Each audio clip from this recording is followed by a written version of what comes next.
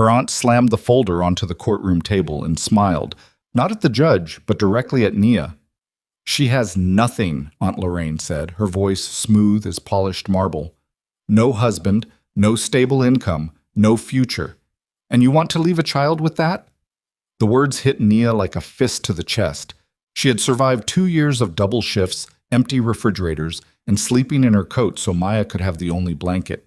And this woman, who hadn't called once after the funeral, was standing in front of a judge calling her nothing. If you were Naya, sitting in that chair, what would you have done? Because what she did next, in a diner, alone, at midnight, set off a chain of events nobody in that courtroom could have predicted. Subscribe and follow this story all the way to the end.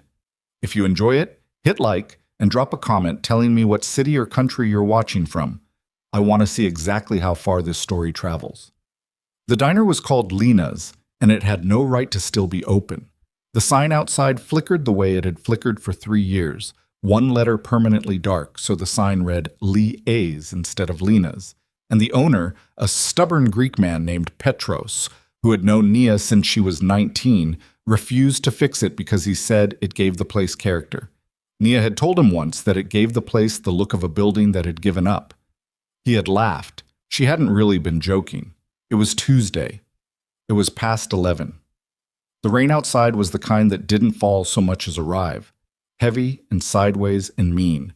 The kind that made Chicago in November feel like the city was trying to push you out. Nia Brooks was wiping down the counter for the 4th time. Not because it was dirty, because if she stopped moving, she was going to cry, and she could not cry. Not here. Not yet. She was 29 years old, and she felt 60. Her feet had stopped hurting 2 hours ago, which she had learned meant they had gone past hurting into something else entirely, some numb territory where her body had simply stopped sending distress signals because it had learned she wasn't going to do anything about them anyway. Her hair was tucked up under a cap that used to be black and was now closer to gray from too many washes. Her uniform, a pale blue thing that had never fit right, always too tight across the shoulders, always pulling at the waist, had a new coffee stain near the hem that she had blotted with a wet napkin and then simply accepted. She had bigger problems than coffee stains. The diner had 4 customers, a truck driver in the back corner who had been nursing the same cup of decaf for an hour and a half, an older woman near the window who came in every Tuesday and ordered a grilled cheese and nothing else and never spoke to anyone, 2 college kids near the door splitting a plate of fries, talking about something that made them laugh every 40 seconds. The kind of uncomplicated laughter that made Nia feel ancient. She wiped the counter again. At 6:53 that morning, Marcus had called her. Not in person, on the phone. He hadn't even had the decency to come to her face. Nia. That was how he'd started. Just her name. Flat. No hey, no baby, no nothing. Just her name and a voice that already told her everything before he said another word. Marcus. She had been feeding Maya breakfast. Maya had been pretending not to listen, which meant she was listening to every single syllable. I can't do it, he said. 3 words. 4 years together. 3 words. Can't do what? Nia said, even though she knew. She had known for 2 weeks. She had seen it in the way he stopped meeting her eyes, in the way he found excuses not to come over, in the way he'd said, I'll think about it when she explained what the lawyer had told her, that a stable 2-parent household would dramatically strengthen her case against Lorraine's petition for guardianship. The marriage thing, Marcus said. I'm not ready for that. Marcus, I'm not ready, he said again, louder, like volume would make it make sense. You sprung this on me. This whole, Nia, this is your family situation. This isn't something I signed up for. She had stood there holding a spatula and stared at the wall above the stove. Maya was 10. Maya had been 7 when their parents died in a car accident on the interstate going to visit their grandmother, and Naya had been 26, living in a studio apartment, working 2 jobs, and suddenly she was someone's parent. She hadn't asked anyone for permission. She hadn't told the universe she wasn't ready. She had just done it. She's a child, Nia said quietly. She's a 10-year-old child who has nobody else. She has you. The judge might not think that's enough. That's the whole point. Then get a lawyer. I have a lawyer, Marcus. He says, I'm not marrying you so you can win a court case. His voice had shifted, gone tight. That's not love, Nia. That's strategy. And I can't be a strategy. She had wanted to ask him when exactly love had entered into his thinking, because she had a list of moments over 4 years where she could have used some of that love and hadn't seen much evidence of it. But Maya was at the table, head down over her cereal, her small shoulders held very still, and Nia would not have that conversation in front of her. Okay, Nia said. Okay? Okay, Marcus. Thank you for calling. She had hung up. She had finished making Maya's lunch. She had walked Maya to the bus stop in the rain with an umbrella that listed hard to the left and got them both half wet anyway.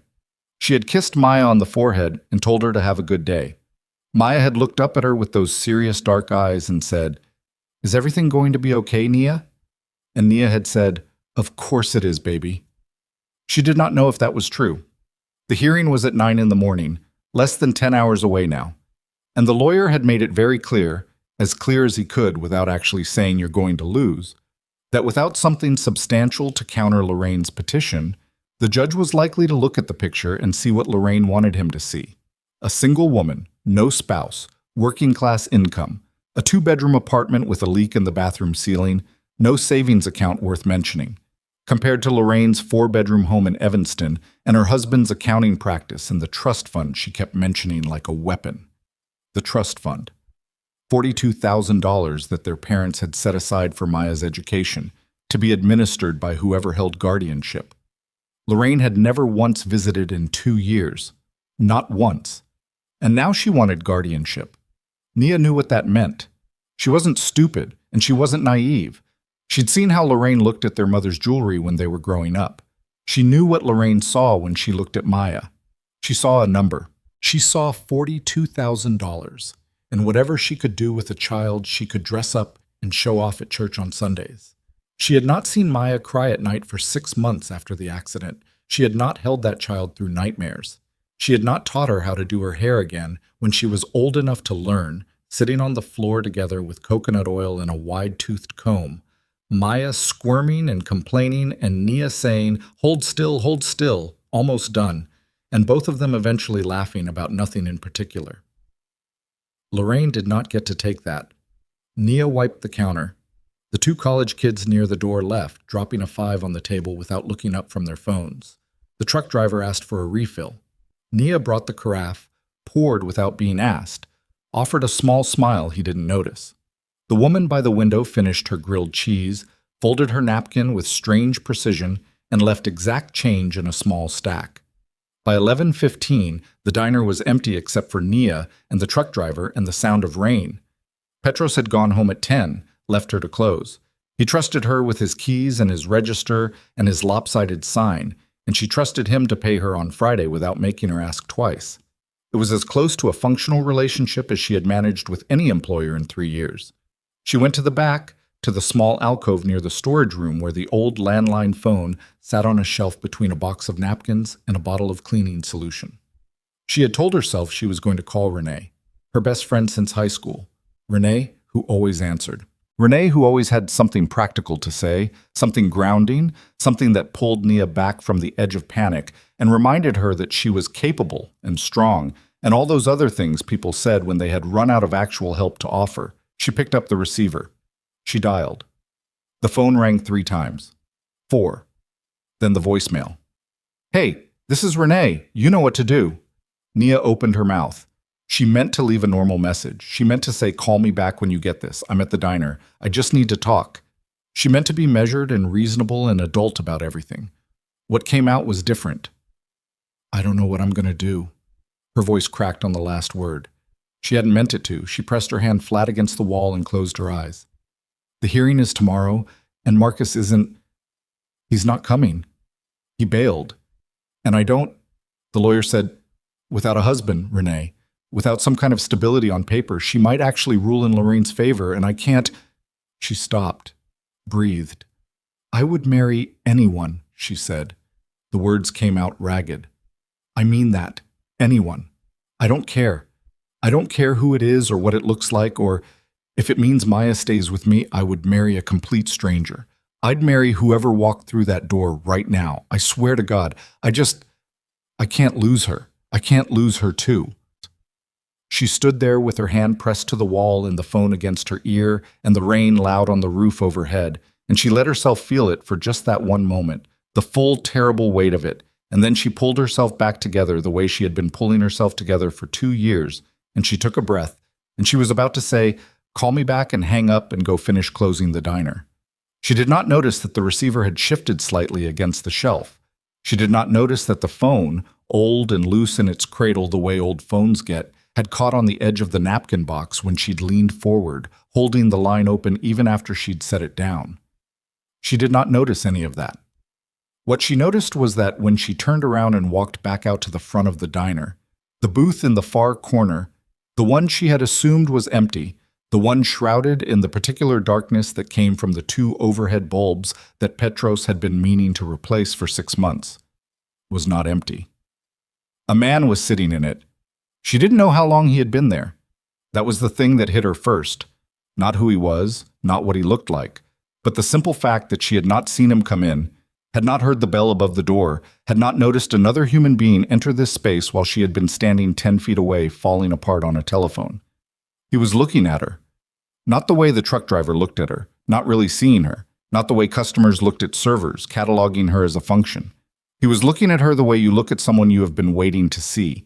Patient, direct, without any particular urgency, as though he had all the time in the world and intended to use it. He was wearing a dark suit, which was wrong for 11:15 on a Tuesday night in a diner in this part of Chicago. It was the kind of suit that cost more than her monthly rent and had been pressed that morning by someone other than him. He was somewhere between 35 and 40, black, with a jaw that looked like it had been set in concrete and eyes that caught the light in the quiet, steady way that expensive things catch light. He said, "I apologize for the intrusion." His voice was low, not soft. There was nothing fragile about it, but low, careful, like someone who had learned a long time ago that you didn't need to raise your voice to be heard. Nia stared at him. She was aware that her eyes were red. She was aware that she looked exactly like what she was, a woman who had just been crying in the back room of a diner at 11 o'clock at night. "We're closed," she said. "I know." He didn't move. "I've been here for a while. I sat down before you turned the sign." She tried to think back. She had flipped the sign at 10:30, which meant he had been sitting in that dark booth for 45 minutes while she'd been wiping counters and drowning in her own head. "I didn't see you," she said. "No," he agreed. "You had other things on your mind." Something about the way he said it made the back of her neck go tight. She crossed her arms. "Can I get you something, or—" "I heard what you said." The words landed flat and clean, like a stone dropped in still water. She went very still. "What?" "On the phone." He hadn't moved. His hands were on the table, both of them relaxed, visible. "I wasn't trying to listen, but the walls in this place aren't particularly thick, and you weren't particularly quiet." That the floor did something strange beneath her feet, a kind of tilt. She thought about what she had said. The exact words. "I would marry anyone. I would marry whoever walked through that door right now, out loud." On a phone she thought was connected to her best friend's voicemail, in an empty diner that was not, apparently, empty. "That was a private conversation," she said. Her voice came out steadier than she felt.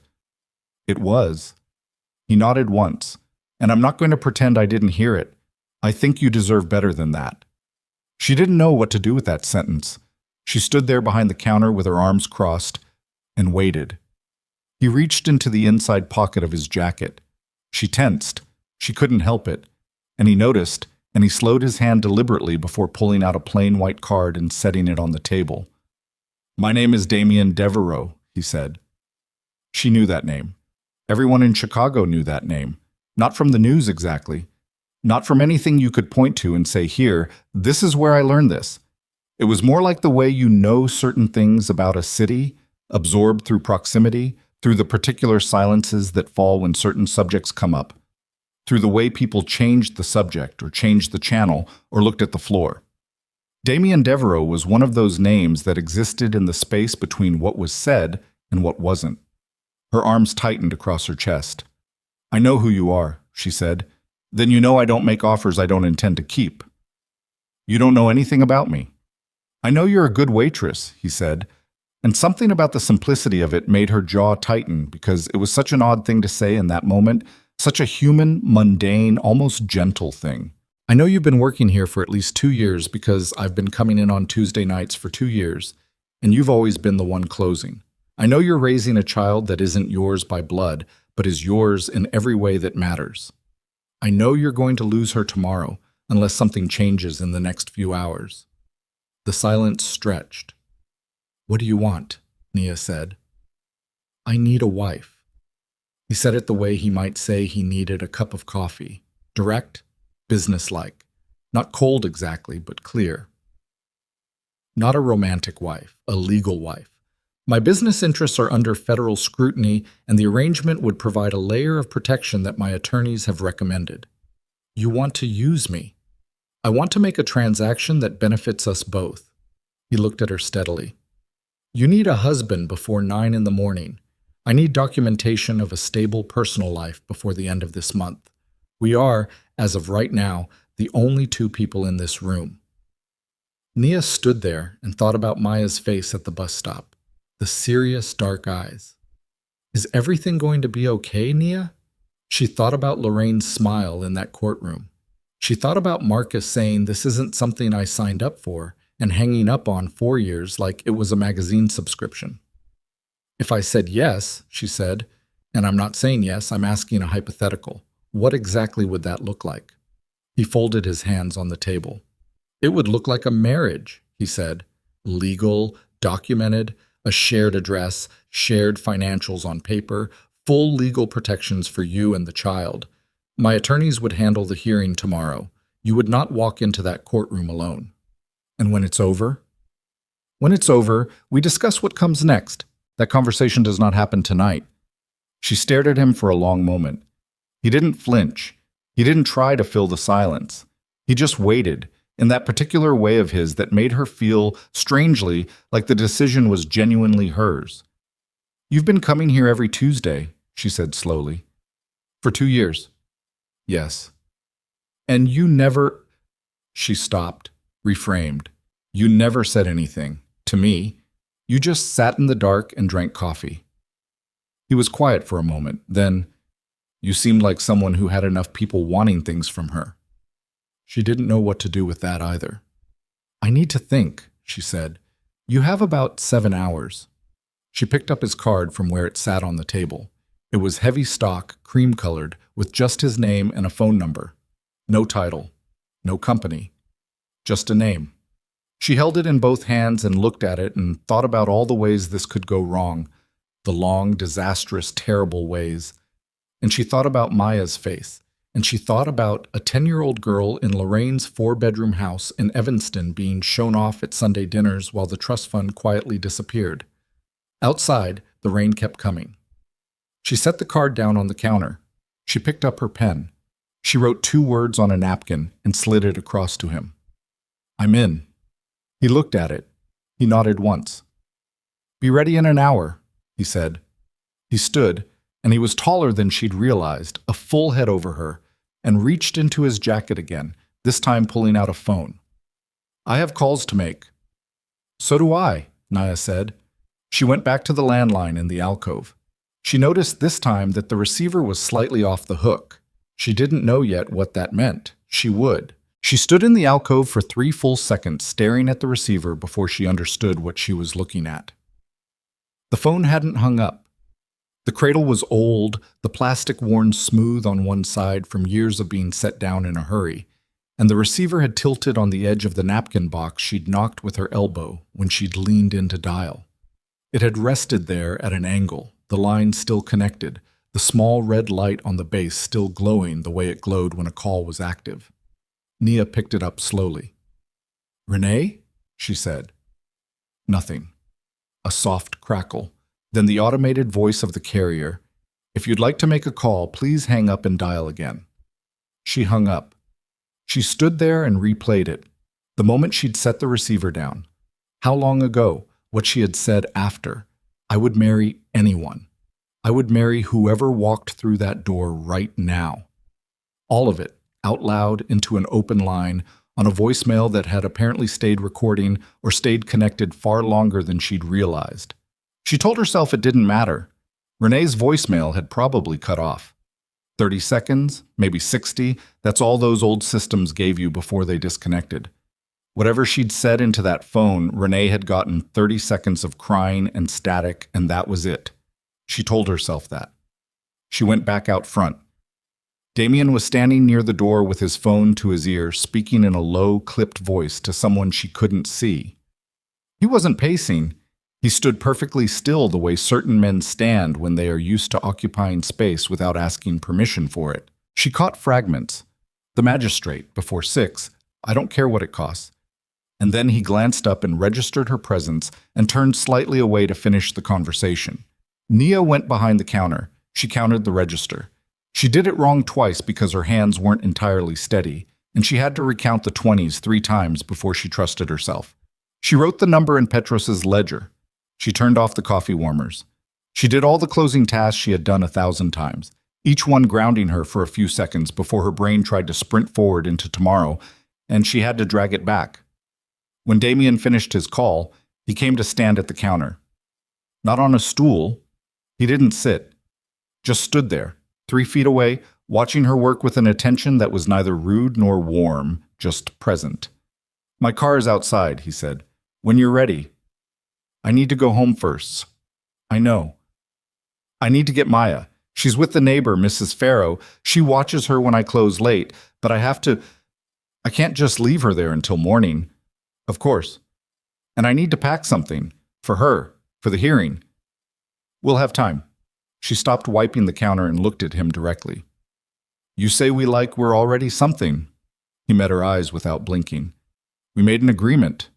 That makes us something." She didn't have an answer for that, so she put on her coat, turned off the last of the lights, and locked Lena's behind her for what she would later realize was the last ordinary night of her life. The car outside was black, long, and immaculate, with a driver who got out when he saw them coming and opened the back door without being asked. He was a large man, 50s, wearing a dark jacket, and he looked at Nia with an expression of complete neutrality that somehow managed to communicate respect anyway. His name, Damien told her, was Bernard. Bernard said, "Evening, ma'am," and held the door, and that was all. Inside the car it smelled like leather and something faintly cedar. Nia sat as far toward her own door as the seat allowed, which wasn't far, and kept her bag on her lap. Damien sat on his side and gave Bernard the address she'd given him and then said nothing. The city moved past the windows, wet and orange-lit and largely empty at this hour, the rain still steady overhead. After 2 minutes of silence, Nia said, "What happens if the judge doesn't buy it?" "The judge will buy it." "That's not an answer." He turned to look at her. "My attorneys have handled more complicated situations than a custody hearing. By the time we walk into that courtroom, everything that needs to be documented will be documented. The marriage certificate, the financial disclosures, the property." "What property?" He was quiet for a beat. "An estate in Lincoln Park. It will be placed in your name before the hearing." Nia turned her head and looked at him fully for the first time in the light of passing street lamps. "You're going to put a house in my name." "It's a practical measure." "A house. A home for you and the child. It strengthens the petition. A judge looking at a woman with a husband, a legal residence, and documented financial stability will have very little grounds to favor your aunt's petition." She faced forward again. Her jaw was tight. "You've done this before." "I've had occasion to understand how institutions make decisions," he said, which was not the same thing as an answer, and they both knew it. The car pulled up outside her building on North Kedzie. It was a 3-flat brick with a cracked stoop and an intercom box that had never once worked since she'd moved in. She'd told the landlord about it 11 times. She had stopped counting at 11. "I'll be 20 minutes, she said. "Take what you need." She got out. She did not look back to see if he watched her go inside. She was fairly certain he did. Mrs. Farrow was 64, Dominican, small, and had the particular energy of a woman who had raised 5 children and was therefore unfazable by nearly any human situation. She opened the door before Nia knocked, which she always did because she heard the elevator from her kitchen. "She's asleep," Mrs. Farrow said immediately, reading Nia's face. "Went down about 9:30. Ate good?" I made rice and chicken. Thank you. Nia stepped inside. I have to take her. I'm sorry. I know it's late. There's something happening and I need her with me. Mrs. Farrow studied her for a moment in the way of someone who already had questions and had decided which ones were worth asking. You okay, mija? It's complicated. Is it Marcus? Nia pressed her lips together. Marcus is handled. The sound Mrs. Farrow made contained 17 years of opinions about Marcus that she had mostly kept to herself. The hearing is tomorrow, 9 a.m. You need me to come? Nia shook her head. I think I have someone. I have help. The words felt strange in her mouth, provisional, like she was testing whether they broke under her weight. I just need to get Maya. Mrs. Farrow let her through without another question. Maya was in the small back room on the pull-out couch, curled tight on her side, her hair wrapped in the silk scarf Nia had taught her to use at night. She was wearing the purple pajamas with the fraying cuffs that she refused to let Nia throw away because she said they were her favorite, even though she had outgrown them by an inch. Nia crouched beside her for a moment and just looked at her. 10 years old, 87 pounds. She had their mother's nose and their father's stubbornness, and she made a sound in her sleep, a soft, rhythmic exhale that Nia had learned to listen for through the wall between their rooms on nights she couldn't sleep herself. She put her hand gently on Maya's shoulder. Hey, baby.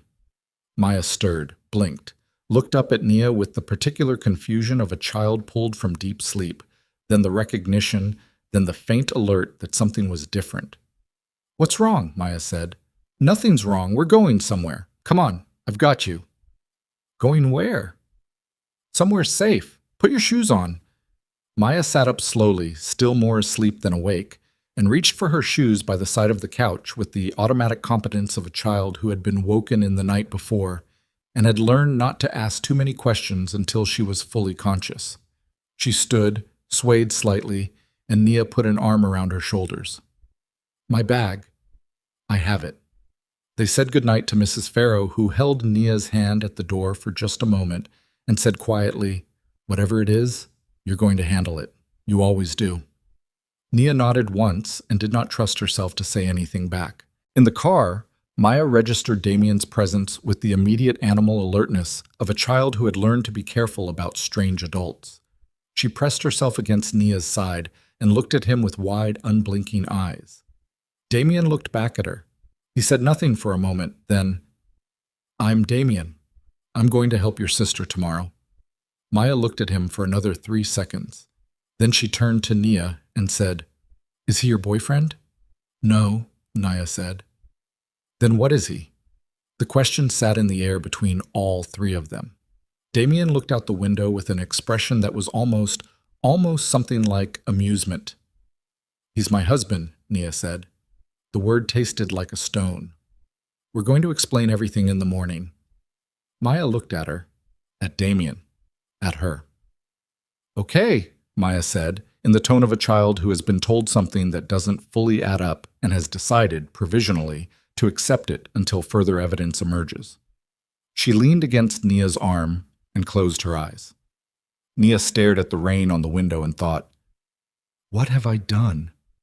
The estate in Lincoln Park was not what she had imagined when Damien said the word estate. She had imagined something distant, something gated and cold, a place that declared its expensiveness by making you feel small.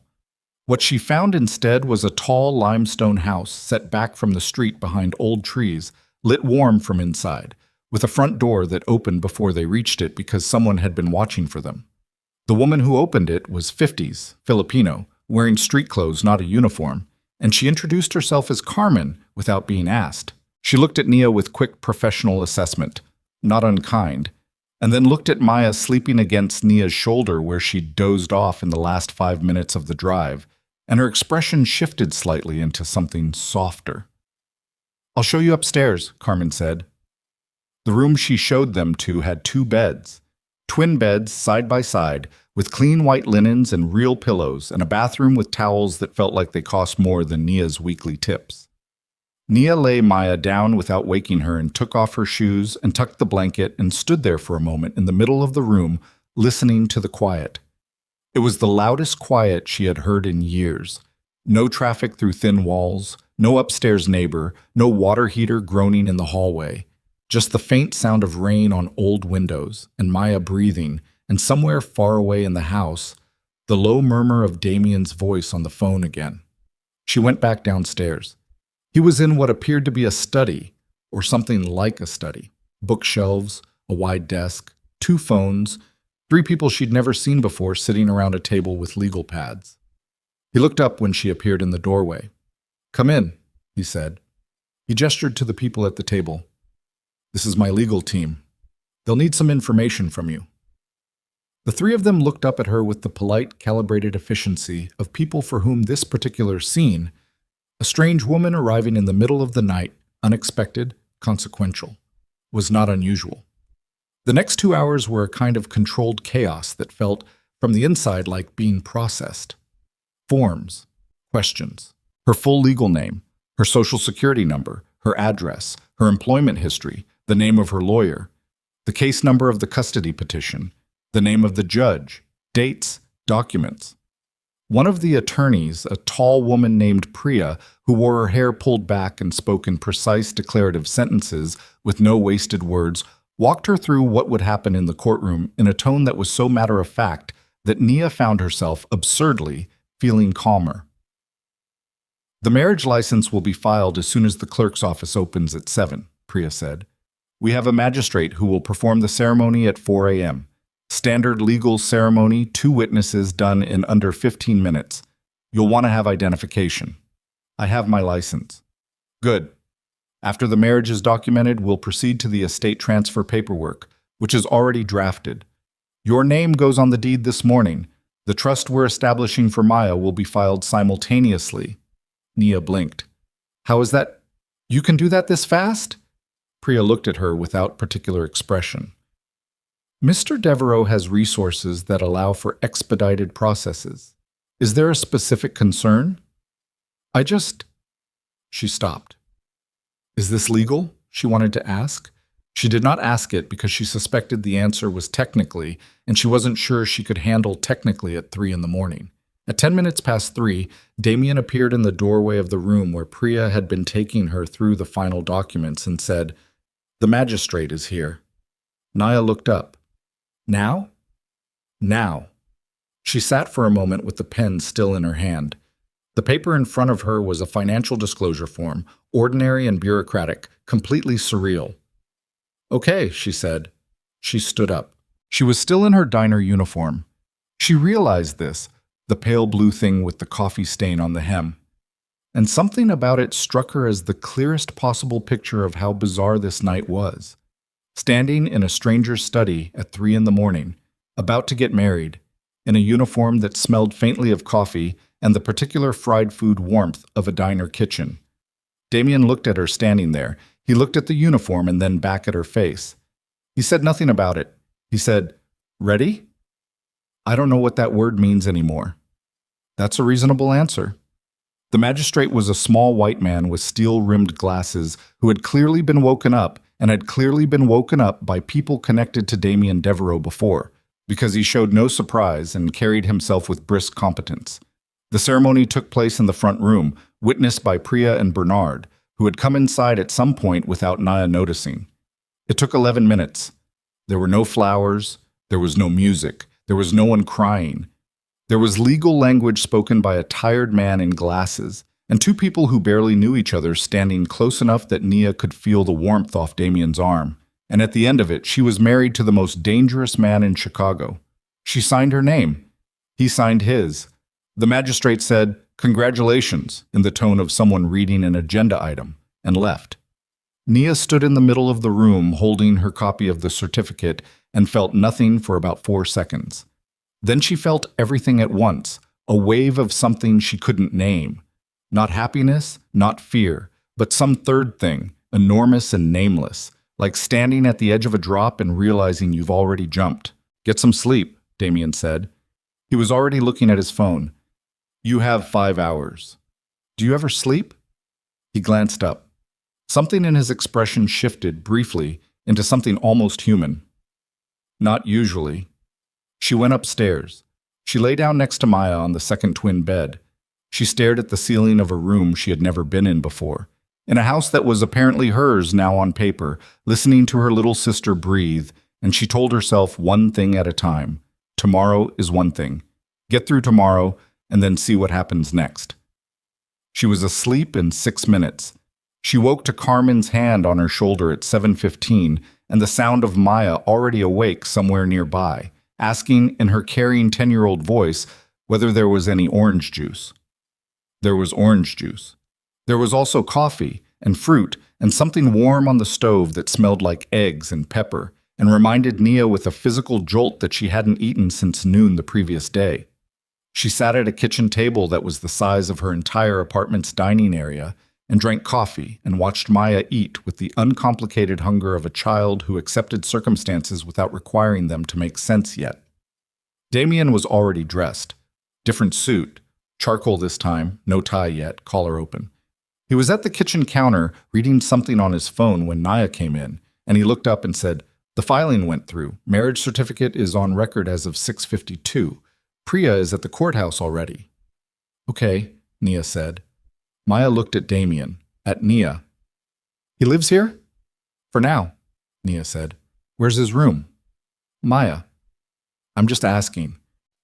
Damien looked at Maya over the top of his phone with an expression that was almost, not quite, but almost, entertained. "Down the hall," he said. "The room with the dark door." Maya absorbed this. "Do you have any kids?" "No." "Have you ever been married before?" "Maya?" "It's a reasonable question," Damien said, and it was so close to exactly what he'd said to Nia in the front room at 3 a.m. that she felt something strange flicker through her chest. He looked back at Maya. "No, I haven't." "Okay," Maya said, and went back to her eggs. The hearing was at 9. They left at 8:20. Nia wore the only dress she'd thought to grab from her apartment, a simple dark blue thing, nothing fancy. And Carmen had offered her a coat that fit well and asked no questions about why she needed it. Nia wore the coat. In the car, Maya held Nia's hand and looked out the window. She hadn't asked for a full explanation yet. She was waiting, Nia knew, with the patience of a child who had learned that adults would tell you what you needed to know when they were ready, and that pushing rarely made them readier. She would ask later. She would ask everything in exhaustive detail, and Nia would have to find a way to explain something she couldn't entirely explain to herself. The courthouse was Cook County Civil, gray stone. High ceilings that made your footsteps echo and your voice feel small. Nia had been here before, 8 months ago, for the first preliminary hearing, and she had sat in a hallway on a wooden bench for 4 hours while her underprepared lawyer argued procedural motions against Lorraine's team of 2. She had not won anything that day. She had barely held ground. Today was different. Priya met them in the lobby with 2 associates in a rolling file case. She looked at Damien and gave a short professional nod that conveyed something. Acknowledgement, update, all systems go. And then turned to Nia. "We're in courtroom 7, Judge Marlowe. She's efficient, she doesn't like theatrics, and she has read both petitions. We're ready." "My aunt's already here," Nia said. She had seen Lorraine across the lobby. She always arrived early, always, to establish herself, to make Nia feel like she was the one intruding. She was standing near the elevator in a cream blazer with her husband Raymond beside her, and her attorney, a man named Spaulding, who wore the kind of confident expression that came from winning cases through exhaustion rather than merit. Lorraine saw them at the same moment. Her eyes moved from Nia to Damien, stayed there.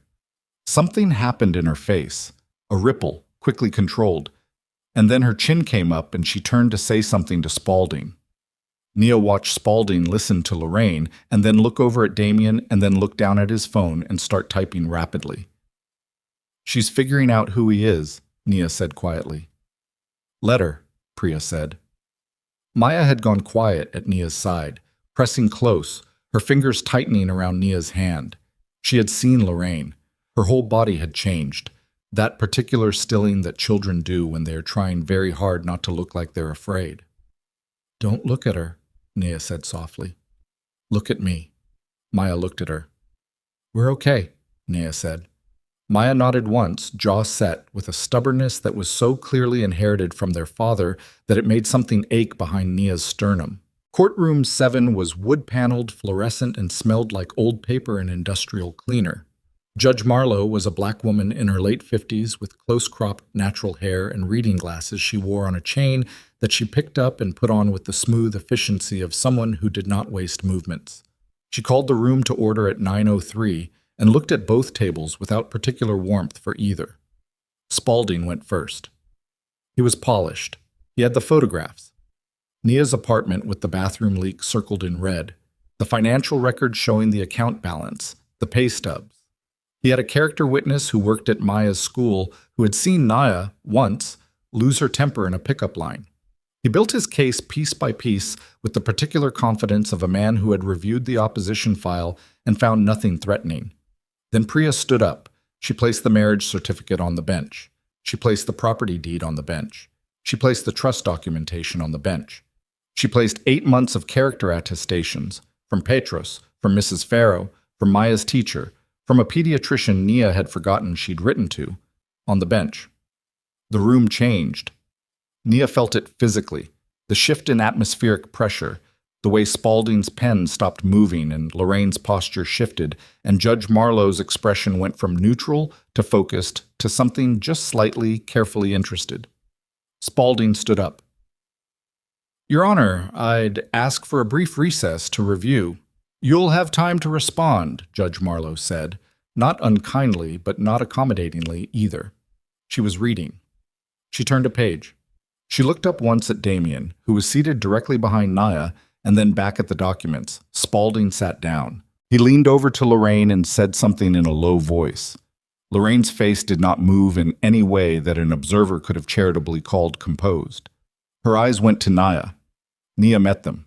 She had spent 2 years being afraid of this woman, had spent 2 years imagining this moment and feeling her stomach drop. Now, sitting in this courtroom with a marriage certificate on the judge's bench and Damien's attorney building a wall of paper between Lorraine and Maya, Nia felt something she hadn't expected. Not triumph, not relief, something quieter. Something that felt distantly like the very early stages of being done. The hearing lasted 40 minutes. Judge Marlowe asked Priya 3 questions. She asked Spaulding 2. She looked at Maya once, briefly, with reading glasses held in her hand, and Maya, who was sitting beside Nia and had been remarkably, terrifyingly still throughout, met the judge's eyes without flinching. Judge Marlowe ruled from the bench. Petition for change of guardianship, denied. Existing custodial arrangement, affirmed. Custody of Maya Brooks to remain with Nia Brooks Devereaux, pending no material change in circumstances. Lorraine made a sound. Just one. Short. Like something deflating. Nia sat absolutely still for the 3 seconds it took the words to travel from her ears to the part of her brain that processed what they meant, and then she pressed her hand over her mouth and held it there, and beside her Maya made a small sound and pressed her forehead against Nia's shoulder. We won, Maya said, muffled. We won, Nia said. Her voice was wrecked. She felt a hand on her shoulder from behind. Brief, firm, and then gone. She did not turn around. In the hallway outside, Lorraine walked past them without stopping. Her heels hit the marble hard. Raymond followed, looking at no one. Spaulding was already on his phone. The whole column of them swept past, and Nia watched them go and felt nothing. That was the thing. After all that fear, she felt nothing watching them leave. They were just people. Expensive, calculating, small. Priya was collecting documents. Damien was speaking quietly with the 2 associates. Maya was examining the brass water fountain on the wall with the focused attention she gave to mechanical objects she found interesting. Nia leaned back against the courthouse wall and exhaled. That was when her phone rang. She pulled it out. Renee. She almost smiled. Renee would want to know how it went. She would be frantic. She had probably been up all night. And she answered. Renee. Nia. Renee's voice was wrong, too flat, too careful, The voice of someone who has been rehearsing what to say and still isn't sure about it. I need to talk to you. We won. The hearing. Lorraine's petition was denied. Maya stays with me. I know. Still that flat voice. I've been following it. Listen, Nia, I need to tell you something before you find out from someone else. Nia went still. Down the hallway, Damien looked up. He was 20 feet away, but something in her posture made him look up, and when he did, she could see in his face that he registered the change in her immediately. What? Nia said. Last night, the voicemail. I didn't just listen to it. What did you do, Renee? A beat of silence that lasted long enough to be a confession all by itself. There were people asking questions, Renee said, and her voice was starting to break now, the practiced flatness crumbling at the edges. About Devereaux. Federal people. They came to me 3 weeks ago because they knew we were close, and they wanted to know if you had any connection to him. And I said no, because you didn't. And then last night I heard the message, and they called me again this morning, Nia. I didn't know it was going to be this. I didn't know you were actually going to marry him. What did you do? Nia said again, and her voice had gone to a place she didn't recognize, something cold and very low and very precise. I gave them the recording, Renee said. The hallway went silent around Nia. Not literally. There were still people, sounds, echoes of footsteps on marble, but in the functional way that silence can descend inside a person when something irreparable has just been said. She lowered the phone. Damien was already moving toward her. He reached her in 5 steps, read her face, and said one word. Who? And before she could answer, his own phone began to ring, and he looked down at the screen, and something in his face went very still in a way she had not seen before. Not the controlled stillness of a man who is used to bad news, but the specific stillness of a man who had just received confirmation of something he had been afraid of. He answered, listened for 4 seconds, hung up. He looked at her. The FBI has the recording, he said. She already knew. She nodded once, jaw tight. They're moving to challenge the marriage, he said. They're calling it fraudulent. If they succeed, Maya, Nia said. Yes. She looked down the hallway to where Maya was still examining the water fountain, completely unaware, one small hand tracing the brass fixtures with curious fingers, her purple cuffed pajamas replaced by the clothes Nia had packed in a hurry, her hair still in the silk scarf wrap she'd slept in. Everything they had just won, in 40 minutes of a courtroom ruling, could be gone by the end of the day. And the person who had made that possible was the one person Nia had trusted with every broken version of herself for the last 15 years. She looked at Damien. He looked at her. Neither of them said anything because there was nothing to say that the situation hadn't already said for them. Whatever this arrangement had been when she'd written, I'm in on a napkin at midnight in a diner, an emergency, a transaction, a desperate and slightly insane solution to an impossible problem, it was not that anymore. It was a target, and they were both standing in the middle of it. The first thing Damien did was call Bernard. Not Priya, not any of the 3 attorneys still standing 20 feet away with their rolling file case and their organized folders. Bernard. 2 words into a phone that he held low against his side so no one else in the hallway could hear, and then he looked at Nia and said, We need to move.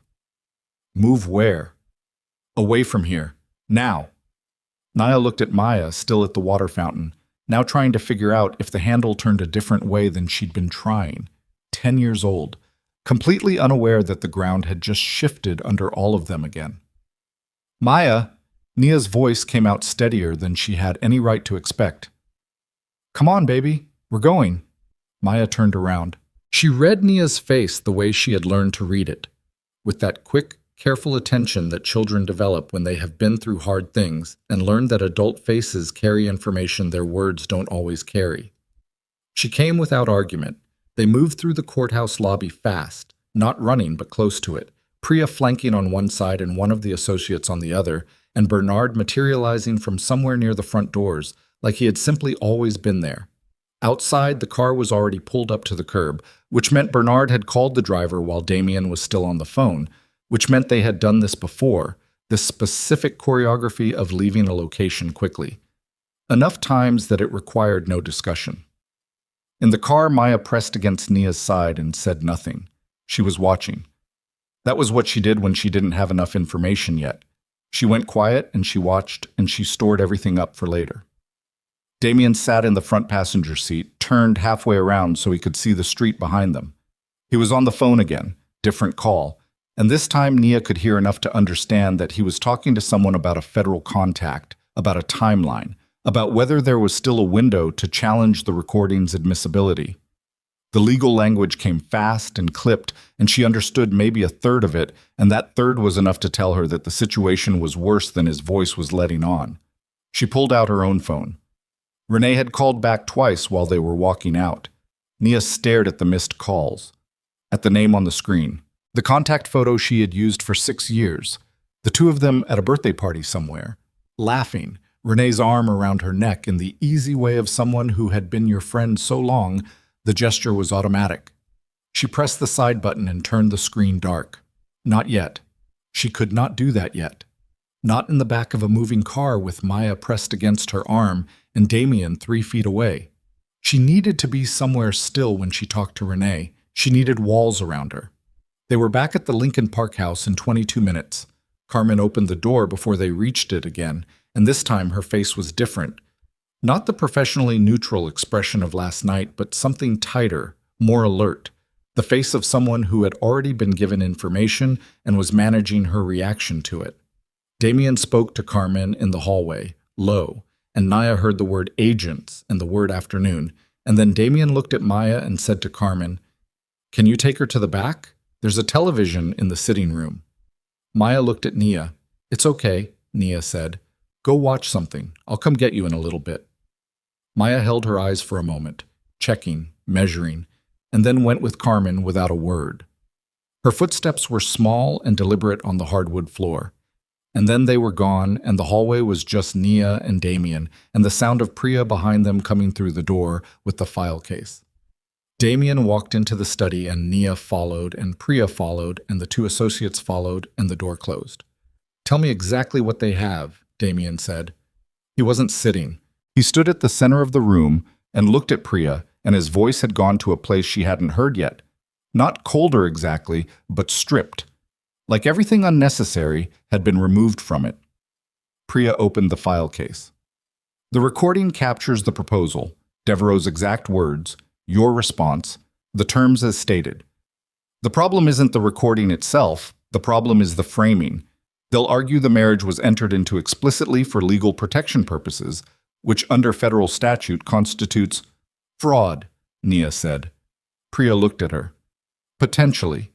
The threshold for marriage fraud in the context of an ongoing federal investigation is, "I know what it means," Nia said. She said it quietly. "I've been on the wrong end of legal thresholds before. I know how that works." A beat. Priya nodded once, with something that might have been respect. The recording is 38 seconds. It captures Mr. Devereaux stating explicitly that he needs a legal wife for protection during a federal investigation. Those are the operative phrases. Whatever the actual nature of the marriage, it's real, Damien said. That may not be the relevant question, Priya said. The relevant question is what a federal judge will conclude when they hear those 38 seconds. Nia sat down in one of the chairs, not because she decided to, but because her legs made the decision for her. She pressed her hands flat against her thighs and looked at the floor between her feet and thought about Renee's voice on the phone. I gave them the recording. 15 years, since 9th grade. Since the locker room incident when Nia had been cornered by 3 girls who had decided she was an easy target, and Renee had walked in and said, without any particular heat, "I'd stop that if I were you," and the 3 girls had stopped, and Nia had never entirely understood why, but she had been grateful ever since with the particular, bone-deep gratitude of someone who has been defended when they didn't expect it. I gave them the recording. She looked up. "What do we do?" Damien looked at Priya. Something passed between them that wasn't a word. "We demonstrate that the marriage is genuine," Priya said. "Irrefutably. We build a documented history, shared accounts, shared residence, witnesses who can attest to the relationship's authenticity. We challenge the recording's admissibility on grounds of illegal interception. And we make the case that whatever language was used in that diner, the marriage that resulted is legally valid, consummated, and they'll push for annulment, one of the associates said. He was young, wore his tie too tight, and had the expression of someone doing math in his head and not liking the results. If the federal case gains traction, they'll move to invalidate the marriage first, because if the marriage is invalid, custody goes back to— I understand the chain, Nia said. Her voice came out sharp enough that the associate stopped talking. You don't need to explain the chain to me. She stood back up. She couldn't sit. She went to the window. Tall, old glass, wavy the way old glass is, and looked out at the backyard, which was large and bare with the specific emptiness of a late fall garden, everything cut back and waiting. Behind her, Damien said to Priya, "Give us a minute."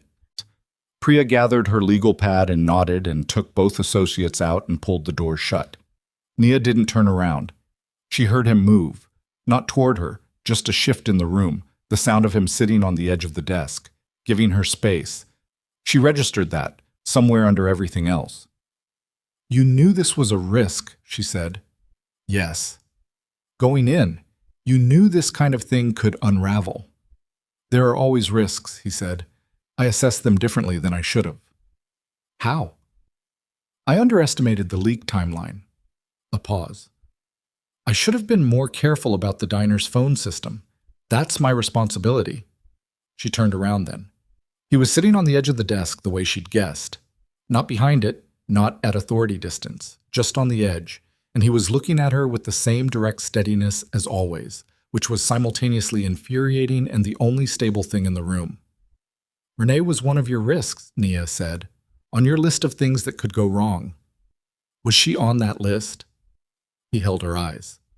Someone in your immediate circle was on the list, yes. The air went out of her, not loud. She didn't make a sound. It was more like a structural thing, something going quiet in her chest. You thought someone close to me might be an issue. It's standard assessment. And you didn't tell me. Telling you would have what? She crossed her arms. Her voice was still low, but there was something underneath it now, something that had been sitting under the exhaustion and the fear all night, and was now coming up through the floor. It would have what, Damien? Made me careful? Made me not call her? You had my entire situation laid out in front of you in that diner, and you made a decision to keep that from me. I didn't know it was her specifically. That's not the point. What is the point? The point, she said, is that you sat across from me last night, and we made a deal, and I asked you if it was real, and you said, I didn't say it was without complications. You said you don't make offers you don't intend to keep. She looked at him. I need to know what you intended, all of it. Not what the lawyers need me to know, what you intended.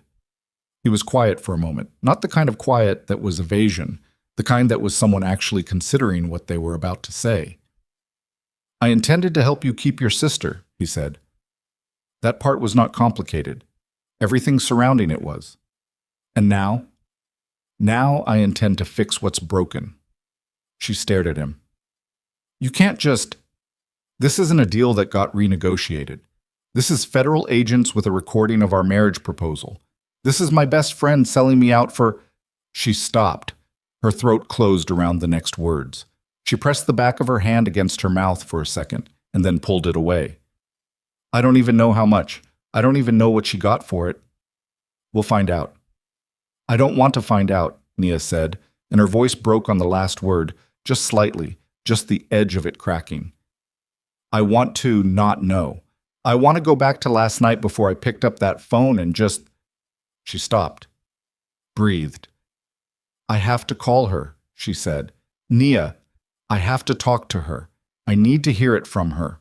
All of it. Not the version she rehearsed on the phone. The real version. He didn't argue. He looked at her for a moment and then nodded. She called Renee. It rang once. Nia. Renee's voice was raw. She'd been crying.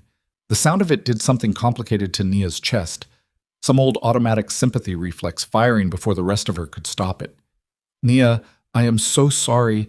I need you to How much? Nia said. Silence. Renee, How much did they give you? It wasn't about money. How much? $8,000. The words came out small, humiliated. And they told me it was for my protection, that if I didn't cooperate, I could be charged with obstruction because I already knew about the Devereaux connection. And you didn't know anything, Nia said. There was no Devereaux connection. I didn't know that man before last night. I know that now. You knew it then. You knew it when they called you. You knew that I had nothing to do with him and they were pressuring you, and instead of calling me, you just... She stopped. Her hand was shaking against the phone. She looked at it, almost surprised. $8,000, Renee. Nia, please. That's what 15 years is worth to you. That's not... I want you to listen to me very carefully, Nia said, and her voice had gone flat and cold in a way she didn't entirely recognize, a way that felt like something being permanently turned off. I have a 10-year-old girl in the next room who almost lost her home today, who already lost her parents, who has been sleeping on a fold-out couch at a neighbor's apartment at least twice a week for 2 years because I work double shifts to keep a roof over her head. And you gave a federal investigator the one piece of information that could destroy every single thing I spent last night building for her. She paused. Don't call me again. She ended the call. She stood there holding the phone. Damien said nothing. The room was completely quiet. After a long moment, she set the phone on the windowsill and pressed both palms flat against the glass, cold even through her hands, and looked out at the dead garden. She thought she might cry. She waited for it. That particular burning behind the eyes, the pressure in the throat, and it didn't come. What came instead was something harder, something that sat in her sternum like a stone that had been there for a while, and she just hadn't noticed the weight of it until now. She turned around. What do we need to do? She said. Damien looked at her. Are you sure you want to be in this? My sister is in the next room watching television, Nia said. We already did the part where I decided. Tell me what we need to do. He straightened off the desk. First, we need to understand what the FBI actually has beyond the recording. Priya is already working that. He moved to the door. There's something else. Come with me. She followed him down the hallway, past the sitting room where she could hear the low sound of a cartoon, past a second door into a room at the back of the house that she hadn't seen last night. It was smaller than the study. It had no bookshelves. It had a table with 2 monitors and a man she had never seen before sitting in front of them. Compact, somewhere in his 40s, with the particular contained energy of someone who was very good at something very specific. This is Ellis, Damien said. He handles certain information needs. Nia looked at Ellis. Ellis looked at her with the mild, assessing expression of someone taking a measurement. Mrs. Devereaux, he said. The name hit her strangely. She filed that away.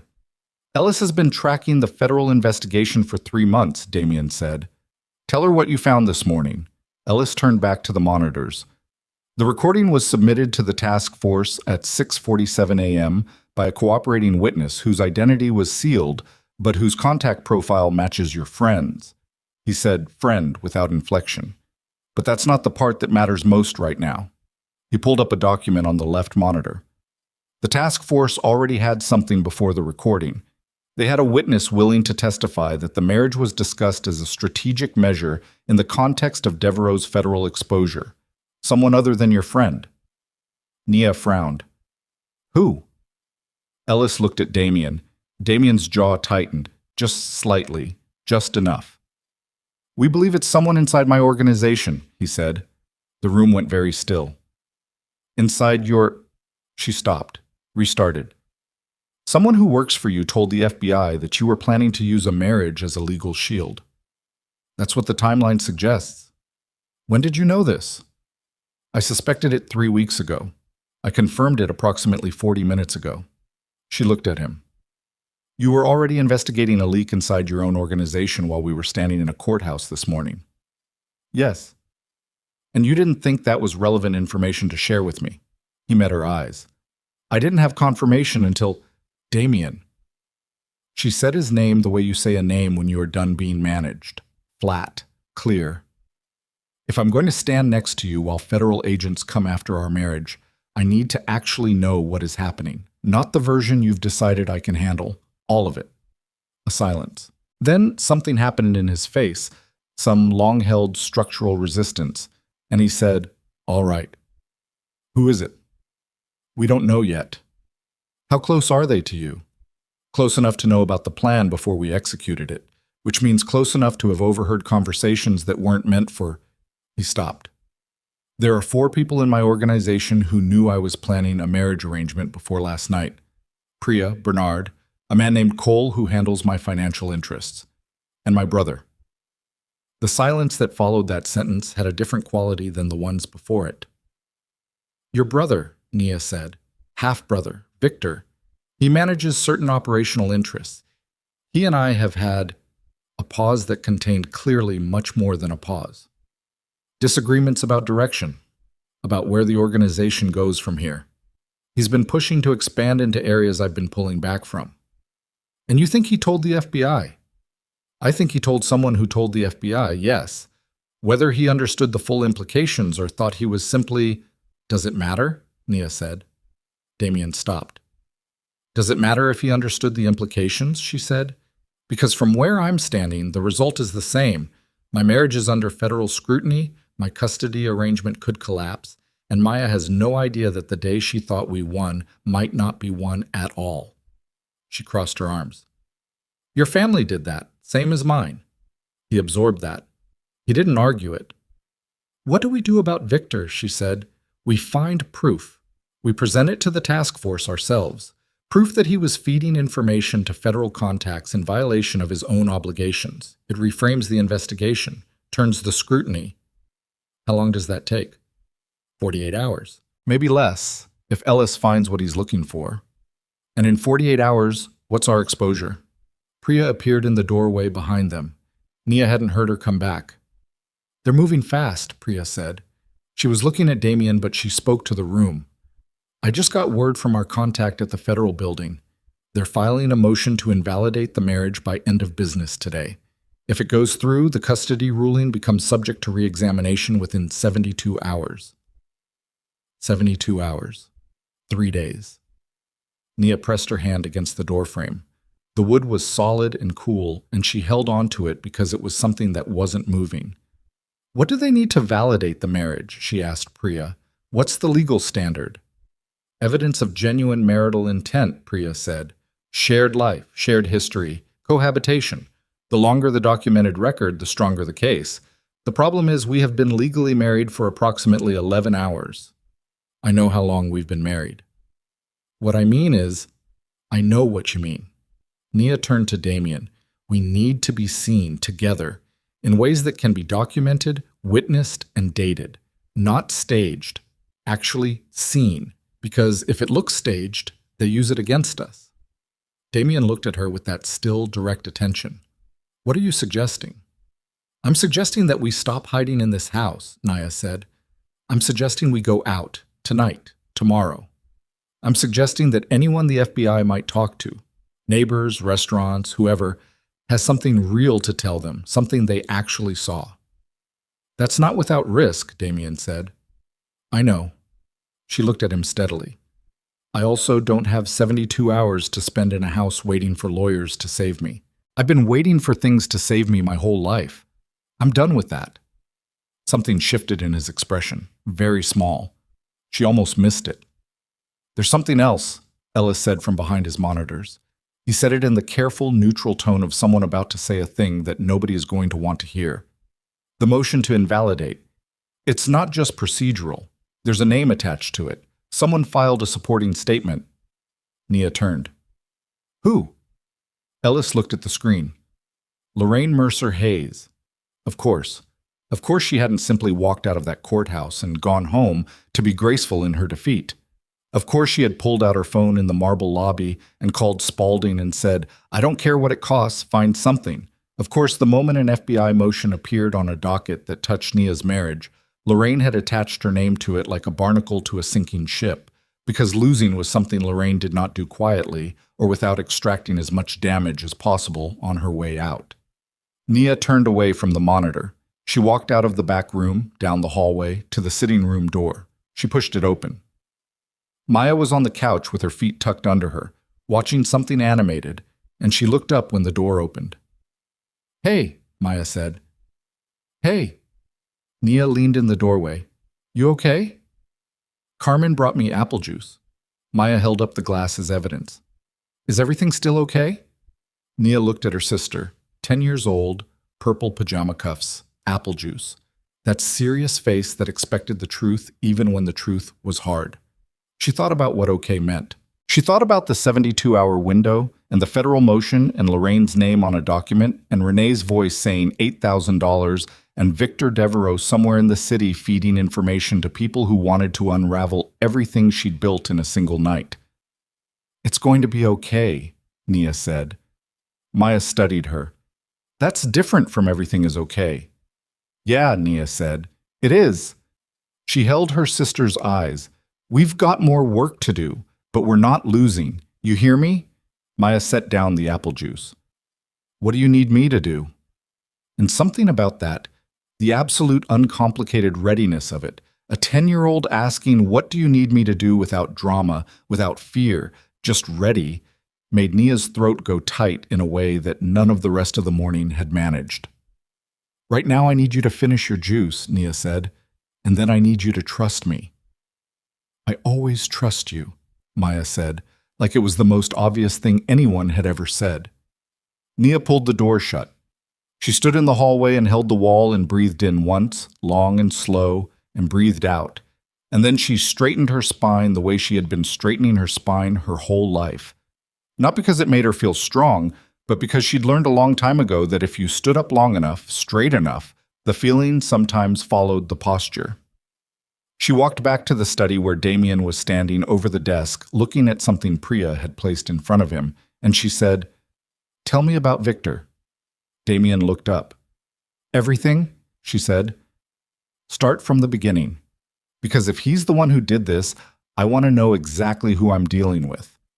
Damien set down the paper in his hand, and outside, on the quiet street in front of the Lincoln Park House, a dark sedan that had been parked at the corner since 8:15 that morning and had not moved in 4 hours sat with its engine off and its windows dark, and inside it, 2 federal agents with a warrant that had been signed an hour ago waited for the word to Damien had just opened his mouth to speak when every phone in the house went off at once. Not one at a time, all of them. Damien's cell, the landline in the study, Ellis's monitor speakers, and somewhere down the hall, the radio Bernard carried clipped to his belt. All of it simultaneously, in the particular way that simultaneous alerts mean only one thing. Something is happening right now. Bernard was through the study door in 4 seconds. He didn't knock.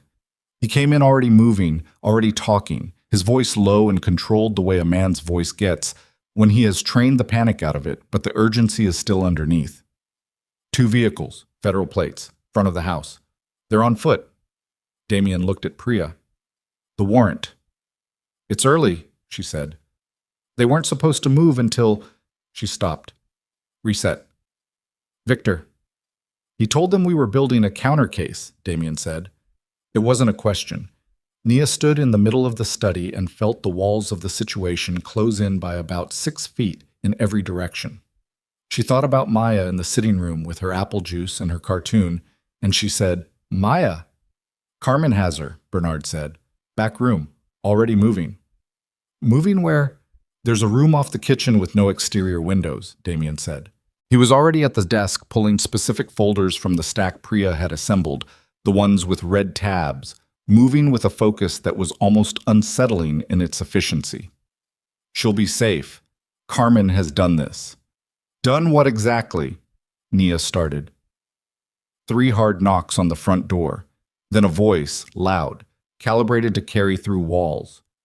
Federal agents, we have a warrant. Open the door. The room stopped. Nia looked at Damien. He was looking at Priya. Priya was already on her phone. The 2 associates had materialized from somewhere. The hallway, she thought. They'd been in the hallway. And they were sorting documents with fast, practiced hands, separating stacks, moving things to a second case she hadn't seen before. Do not open that door until I say, Priya said to Bernard. She had her phone to her ear, and whoever was on the other end picked up immediately. She said, They are executing now. I need Judge Hartwell's clerk in the next 3 minutes. This is a 4th Amendment timeline issue. And she walked out of the study talking, already somewhere else mentally, in the space where lawyers go when the real work starts. Damien looked at Nia. "Stay close to me," he said. "What does the warrant cover?" "Premises search, financial documents, possibly communications." "They're going to tear this place apart." "They're going to try." He came around the desk. He was very close now, closer than they had stood since the ceremony in the front room, and his voice dropped. "Listen to me. When they come in, you say nothing, not a word. Anything you say in this house with federal agents present becomes part of a record. You understand? I've dealt with authority figures before. Not these ones. You don't know what I've dealt with." So something in his face acknowledged that, conceded it. "Say nothing," he said again, not as a command this time, as something closer to a request. "Let Priya handle the talking. Stay next to me and say nothing." Bernard opened the front door. There were 6 of them, 4 in tactical gear with FBI stenciled across the chest, 2 in suits. The one in front, the suit, late 40s, sandy-haired, a face that had been handsome once and had since gone angular and satisfied with itself, held up credentials with the smooth efficiency of a man who had done this many times and enjoyed it each time. "Special Agent Dennis Carter," he said. "We have a warrant to search this premises." He held out the document to Bernard, who didn't take it, which was correct, which was protocol, and Carter's mouth tightened slightly at being refused the small performance of someone accepting his authority. Priya appeared at the top of the hall. "Agent Carter, I'm Priya Anand, legal counsel for Mr. and Mrs. Devereaux. I'd like to review the warrant before anyone moves." "You can review it while my agents are working," Carter said. "That's how this goes." Respectfully, that's not how this goes when the warrant specificity is in question. Priya came down the hallway without hurrying, without any visible tension, a woman carrying authority as naturally as breathing. She held her hand out. Carter looked at it. He handed over the warrant. The 4 agents in tactical gear waited. They were very still. Nia watched them, and they watched the room, and nobody moved for the 45 seconds it took Priya to read every word.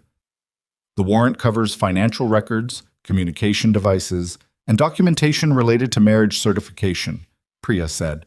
It does not cover unrestricted search of personal quarters. It covers the premises, Carter said. It covers specific categories within the premises. That's not the same thing, and you know it. Carter looked at her for a moment with the expression of a man deciding how much resistance to apply to something. Then he looked past her, at Damien, and something in his look shifted. The professional veneer thinning for just a second into something more personal. He had wanted to come in here himself. That was clear. He had wanted to be the one to walk through this door. "Mr. Devereaux." Carter stepped inside, past Priya, past Bernard, into the hallway. The 4 agents followed. The second suit, younger, thinner, watchful, hung back near the door. "It's a nice house." Damien said nothing. "Your wife's name is on the deed as of this morning," Carter said. "Impressive paperwork for a Tuesday night wedding." He looked at Nia, looked at her in the particular way of someone cataloging, assembling a picture. "You're Nia Brooks." She met his eyes. "Brooks Devereaux," she said. She had told herself to say nothing, and she had lasted approximately 8 seconds, but she was not going to let this man erase the name she had put on a marriage certificate at 3 in the morning. Carter smiled, not warmly. "Right, Mrs. Devereaux." He said it with a particular inflection that communicated precisely how seriously he took it. "Quite a night you had. Desperate phone call in a diner, chance encounter with a billionaire crime boss married by dawn. That's some story." Damien said, "My attorney has identified the warrant parameters. If your agents would like to begin in the study—" "I'll get to the study," Carter said. He was still looking at Nia. "How long have you known Mr. Devereaux?" Priya said, "My client isn't taking questions." "I'm not talking to your client, counselor. I'm making conversation." He kept his eyes on Nia. "You worked at a diner on North Milwaukee, Lena's. You've been there, what, 2 years?" Nia said nothing. She held his eyes and said nothing and felt her jaw tighten. "Here's what I think happened," Carter said. He put his hands in his pockets. Casual, theatrical, the posture of a man who had practiced this particular monologue. "I think you were in over your head. Custody hearing, no husband, no prospects. And then someone made you an offer that sounded like a solution. And I think you were scared enough and desperate enough to take it without really understanding what you were walking into." He paused. "I don't think you're a bad person, Ms. Brooks. I think you got used." "Agent Carter." Damien's voice. Carter looked at him. "You're wasting time you could be spending on the warrant." Damien's voice was completely level, not loud, not heated. "Which tells me this visit is less about evidence and more about observation. You want to see how we respond. You want to see if she breaks under pressure." A pause. "She won't." Carter looked at him for a moment, then back at Naya. "You sure about that?" Naya looked at Carter and thought about every person who had ever looked at her the way he was looking at her right now. Like she was a variable, a circumstance, a thing that had gotten in the way of a situation between more important people. Every employer who had called her sweetie, every person in every courtroom or office who had assessed the size of her body and the color of her skin and decided what category she belonged in before she'd said a word. "Ask your questions or start your search," she said. "But stop talking to me like I'm stupid." Carter blinked. Just once. Something recalibrated behind his eyes. "Take the study first," he said to his agents. "Communications and financial documents." The 4 agents moved. Carter followed them, and that left Nia and Damien and Bernard and Priya's second associate standing in the hallway, and Damien turned to Bernard and said very quietly, "Victor's location." Bernard already had his phone out. "Ellis is on it." Priya came back from the study doorway. "They're being careful about the scope. Carter's smarter than he presents." She looked at Damien. "He's buying time. Whatever they actually have, he's hoping something in this house extends his window." "How long do we have before the motion hits the docket?" "If Hartwell's clerk holds it, 2 hours, maybe 3. After that, it's in front of a judge, and we're arguing in real time." "What do we need?" "Victor?" Priya said simply. "On record, preferably with documentation of the unauthorized information transfer. If we can put that in front of the task force before the motion gets ruled on, they have to disclose whether he was an authorized informant. If he wasn't, everything derived from his cooperation gets thrown," Damien said. "Potentially." "Yes." Naya looked between them. "Where is he?" "Ellis is tracking. Where does he usually go?" she said. "Your brother, Victor. When things get complicated, where does he go?" Damien looked at her with the particular attention he gave her when she surprised him, which she was starting to recognize as a specific expression, something in the set of his mouth, a kind of focused stillness. "There's a restaurant," he said, "on Erie. He conducts most of his business there, public, visible, insulated." "Then that's where we need to go." "Nia, there are federal agents in your study right now," she said. "They're taking your documents. They have a recording of our wedding proposal. Your half-brother fed them information and is sitting in a restaurant on Erie acting like none of this is his problem." She looked at him. "You want to sit here and wait for a judge to rule? Or do you want to go get what we need?" Damien held her eyes for a long moment. Then he said to Bernard, "Car in the back." Carter was in the study when they left. He was standing over one of his agents who was photographing documents, and he was looking at something that made his expression tighten, and he didn't see them go because no one told him they were going, and the back door of the Lincoln Park house opened onto an alley where a second car waited that Naya hadn't known about, and that Bernard apparently kept ready the way some people kept umbrellas. She got in. Damien got in. Bernard drove. "Maya," Nia said. "Carmen will call if anything changes," Damien said. "She's safe." "If Carter finds her, he has no warrant authority over a child, and Carmen has my lawyer's number memorized." A beat. "Maya is not the vulnerability right now." "She is always the vulnerability," Naya said. "To me. She is always the thing I'm thinking about." Damien looked at her. He didn't say anything, but he looked at her in a way that was different from the professional assessment he'd been giving her since the diner.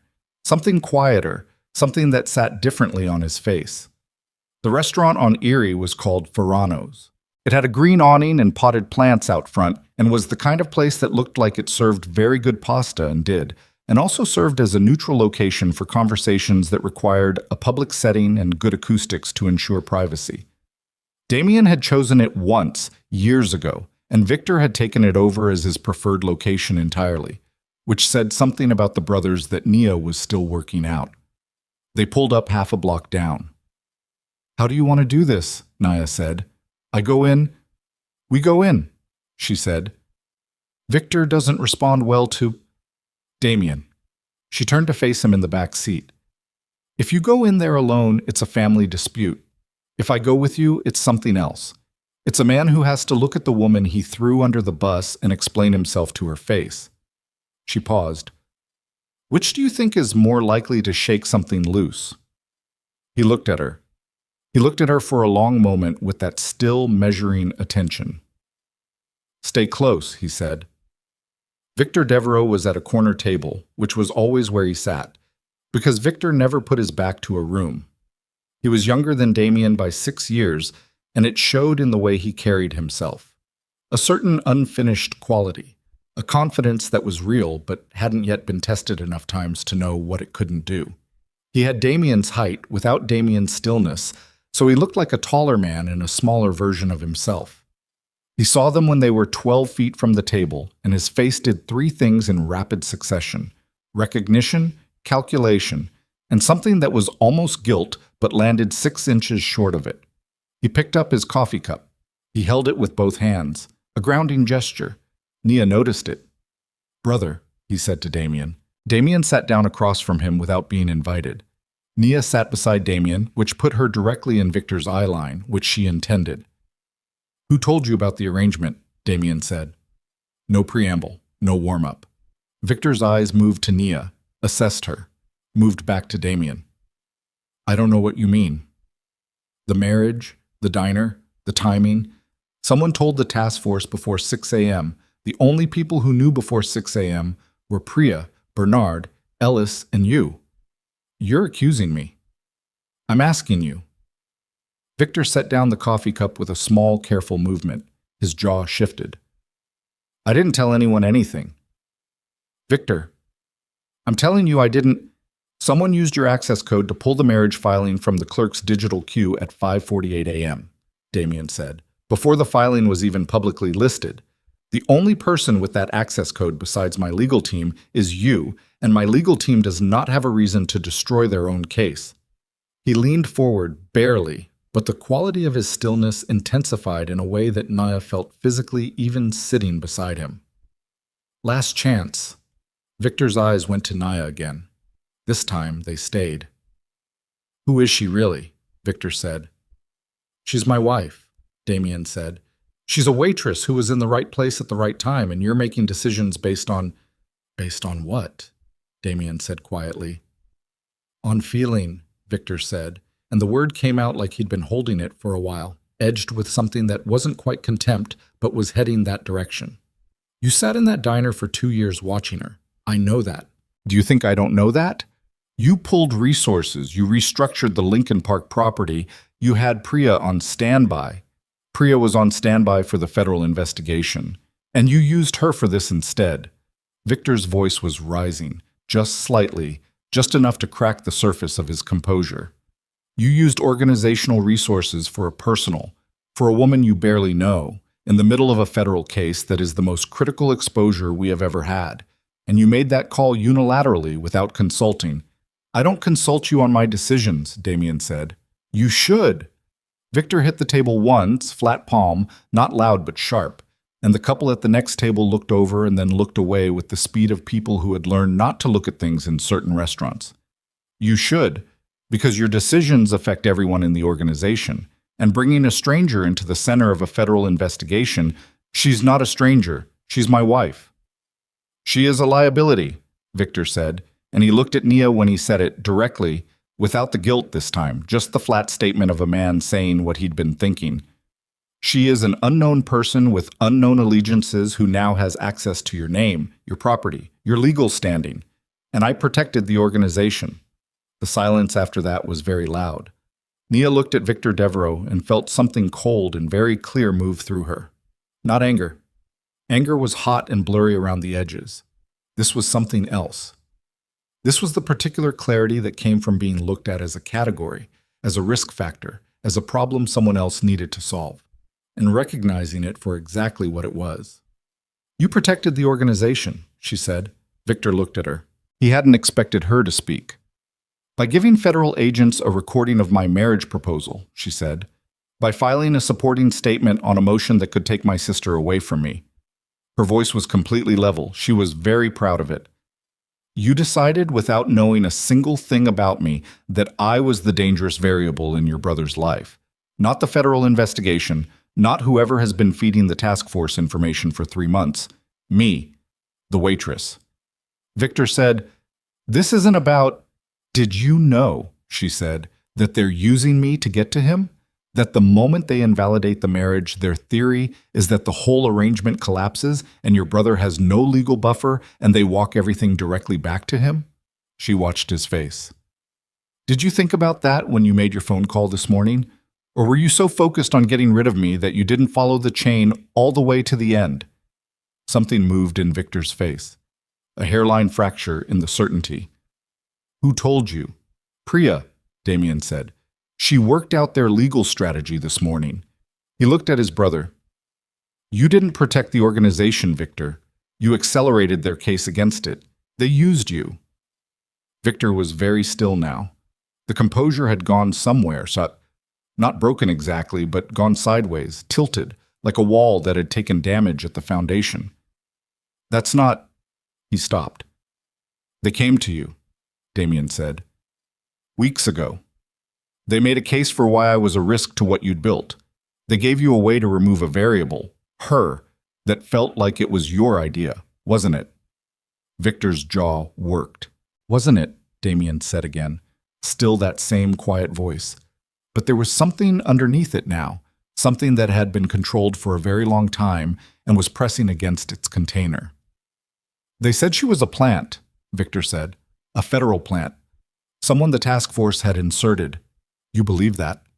"It was a reasonable—" "You believed that because you wanted to," Damien said.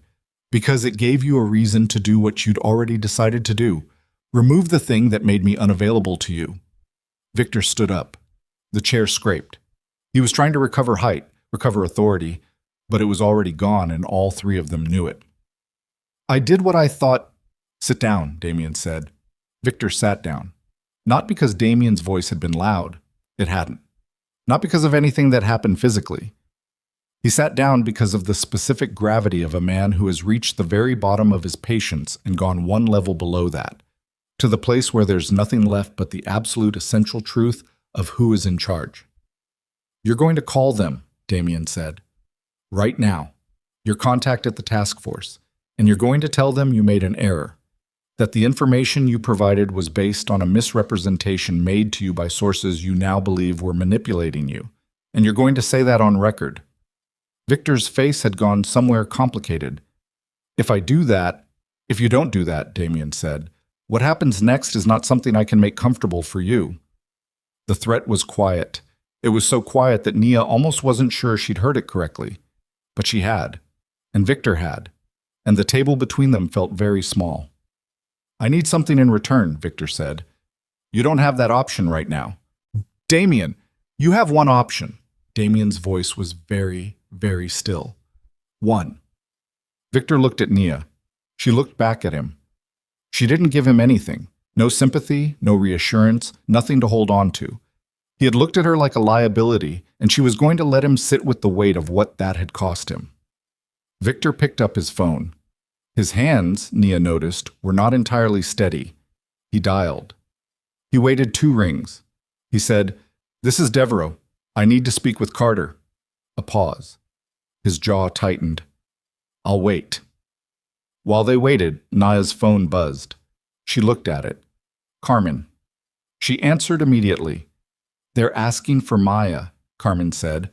Her voice was carefully calm. "Carter sent one of his agents to the back room. They say they need to verify him."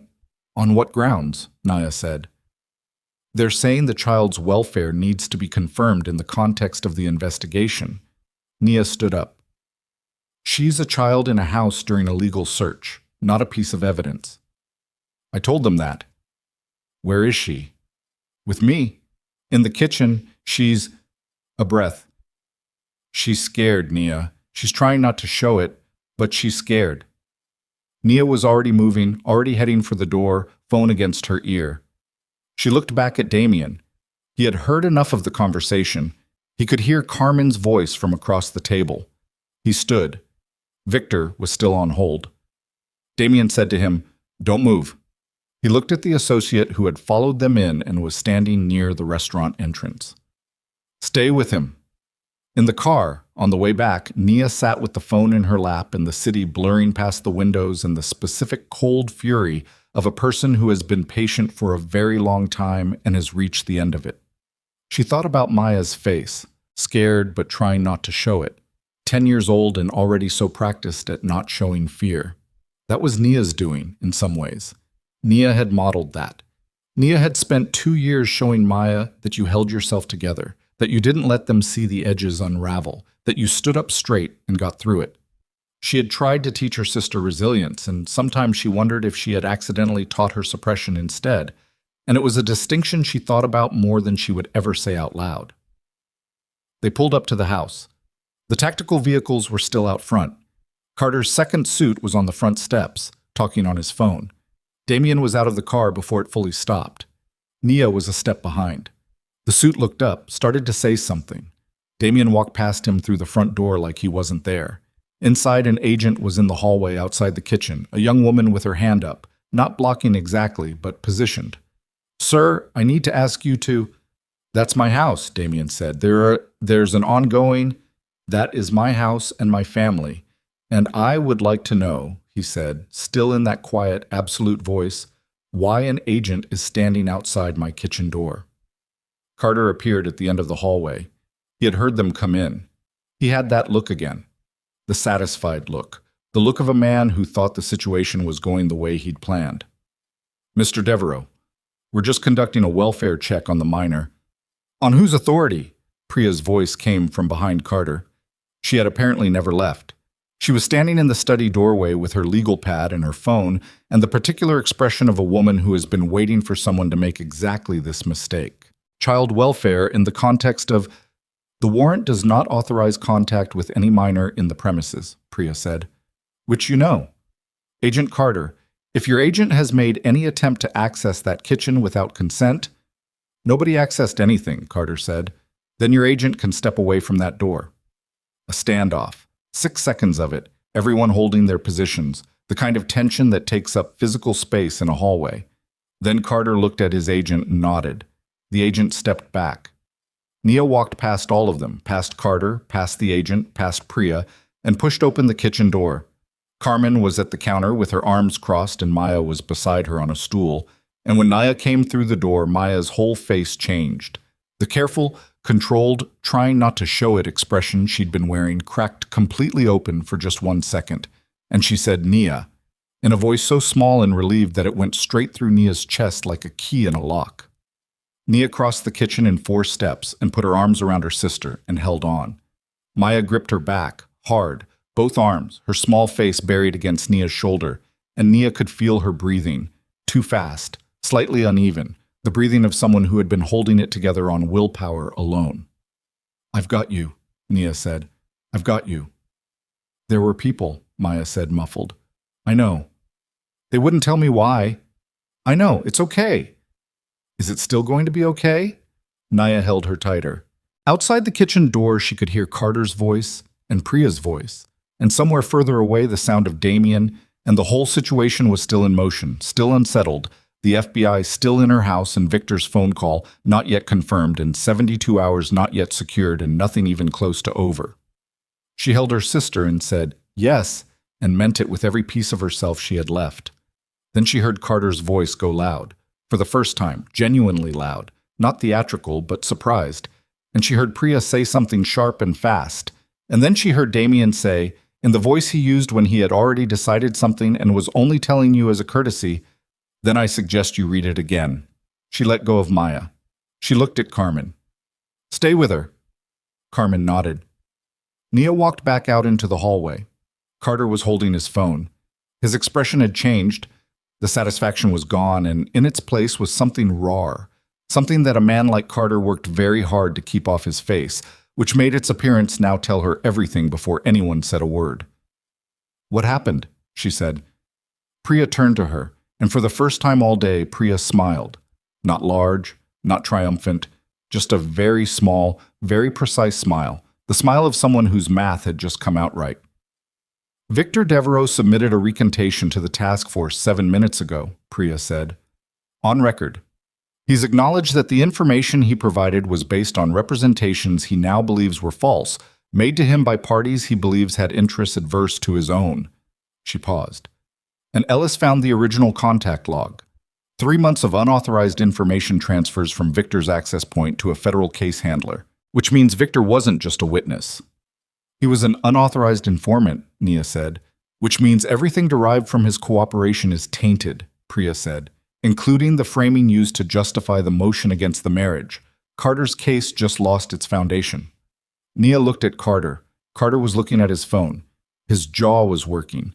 He was doing the math in real time, the same math Priya had already finished, and he was arriving at the same answer. He looked up. He looked at Damien, then at Nia. "This isn't over," he said. Nia looked at him. She was standing in the hallway of her house, on the deed, her name, with her sister in the kitchen behind her and her husband 6 feet to her left, and a federal agent in front of her who had walked in here 2 hours ago certain of something he was no longer certain of. She thought about what Carter had said in the hallway. "I don't think you're a bad person, Ms. Brooks. I think you got used." She looked at him now and said, very quietly, "Get out of my house." Carter looked at her for a long moment. He looked at the certainty on her face. He looked at Damien beside her. He looked at Priya with her legal pad and her smile. He said to his agents, "Pack it up." Nobody moved for a second. Then they did. The 4 tactical agents began gathering their equipment. The second suit near the door straightened and clicked something on his tablet. Carter pocketed his phone and didn't look at anyone as he moved toward the exit, which was the particular walk of a man who is leaving under his own power but not by his own choice. At the front door he stopped. He didn't turn around fully, just a partial turn, enough to be heard. "Victor Devereaux's recantation doesn't close this file," he said. "I want you to know that." "I know it," Damien said. "We'll be back." "When you have something that holds up," Damien said, "you're welcome to try." Carter walked out. The door closed. The house went quiet in a way that was different from the quiet before. Heavier somehow, more earned, the quiet of a room that has been through something and is still standing. Nia realized her hands were shaking. She looked at them, almost academically, and pressed them flat against her thighs and breathed in through her nose and out through her mouth, the way she used to tell herself to breathe during the worst nights of the first year with Maya, the nights when she thought she had made a terrible mistake and wasn't equipped for any of this. She was still here. Damien turned to look at her. He was reading her face with that attention of his, the kind that missed very little. "You need to sit down," he said. "I'm fine." "You need to sit down," he said again, not as a challenge, just as a fact he was observing. She sat down, right there, on the floor of the hallway, back against the wall, because the nearest chair was 8 feet away, and her legs had apparently made a decision. She sat on the hardwood floor of a house that had her name on the deed and pressed her hands against her knees and looked at the ceiling. Damien crouched down, not beside her. In front of her, at her level, his forearms on his knees, and he looked at her with the particular directness that she was beginning to understand was just how he looked at things. Unguarded, without pretense, whatever he actually thought showing on his face in small, precise ways if you knew where to look. "You did well today," he said. "I sat in a car and talked to your brother." "You talked to my brother in a way I couldn't," he said, "because you made him see what he'd actually done. I couldn't have done that." She looked at him. "That's the first time you've said you couldn't do something." "I have a list," he said. "It's short, but it exists." Something happened in her chest. She didn't name it. She wasn't ready to name it. From the kitchen, she heard Maya's voice asking Carmen if there was more apple juice, and Carmen saying yes, and the ordinary domestic sound of a cabinet opening and a glass being filled, and Nia closed her eyes for just a moment and held on to that sound like it was something solid. They were still here. Damien was still crouched in front of her when his phone rang. He looked at the screen. His expression shifted. Not much, but enough for her to notice. "Ellis," he said. He answered, listened for 12 seconds. His jaw tightened. He looked at her. "What?" she said. "Carter didn't leave because of Victor's recantation," Damien said. His voice had gone to that stripped-down place again. "He left because something else came in. Something new." He looked at the phone, back at her. "Lorraine filed an emergency motion 40 minutes ago. Different grounds than the marriage fraud. She has a witness." Nia felt the floor shift under her even though she was already sitting on it. "What witness?" Damien held her eyes. "Someone who's willing to testify," he said, "that they personally witnessed Damien Devereaux discuss using you as a means to launder organizational assets. Not the marriage. Something earlier. Something that predates last night entirely." He paused. "If the witness is credible, it changes everything we just built. It takes the marriage off the table completely and makes the custody case about your association with criminal enterprise going back further than—" "That's not true," Nia said. "I know. I had never met you before last night. I know that." "Then who—" She stopped. Her mind was moving fast, pulling at threads, and then it arrived somewhere she didn't want it to arrive, somewhere she'd been avoiding, and she felt it land in her chest like something cold, and the name arrived in her mind before she finished the thought. Not Renee. Renee had given them the recording, yes, but Renee hadn't known Damien before last night. Renee couldn't testify to something that predated last night. Renee didn't have access to anything that went back further than a phone call on a Tuesday. But Lorraine had been building this case for 8 months. And Lorraine, Nia now understood with the particular sick clarity of someone who has been slow to see something obvious, did not work alone. "Spaulding," Nia said. Damien looked at her. "Her attorney," Nia said. "Spaulding has been digging into my life for 8 months. Everything. Employment records, financial records, personal associations. If he found your name anywhere connected to mine, any record of you coming into the diner, any payment, anything—" "My visits to the diner were cash," Damien said. "Petros has a camera," Nia said, "above the register. It's been there for 6 years. He doesn't monitor it. It records to a hard drive, and he keeps 30 days of footage because his insurance requires it." She looked at Damien. "If Spaulding subpoenaed that footage, he has 2 years of you sitting in that booth every Tuesday, and he can frame that however he wants." Damien's jaw tightened. "That's not criminal association." "It doesn't have to be criminal to be damaging," Nia said. "It just has to look bad enough that a judge questions whether Maya's environment is stable, whether I knowingly associated with—" She stopped. "How many Tuesdays?" "I told you, 2 years. Every Tuesday. Every Tuesday." "Damien," she pressed both hands against her knees, "that's over 100 visits, to a diner where I worked, before you ever spoke to me." She watched his face. "Do you understand how that looks to someone who wants it to look bad?"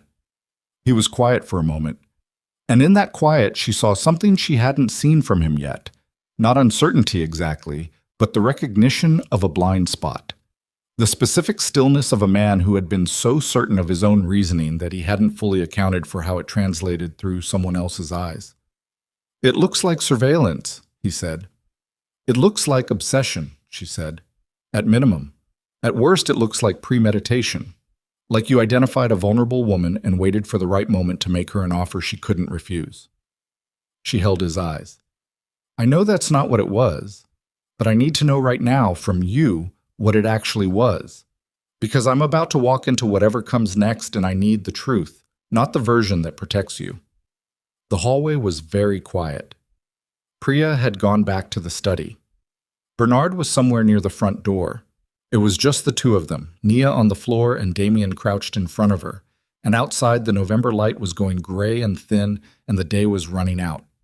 Damien sat down, not crouched anymore, fully down, on the floor across from her, which was such an unexpected thing for a man like him to do that it momentarily silenced the noise in her head. "The first time I came into the diner," he said, "I was in the neighborhood for a meeting that ran late. I went in because it was the nearest place open and I needed coffee and somewhere quiet to think." He looked at his hands for a moment, then back at her. "You were working.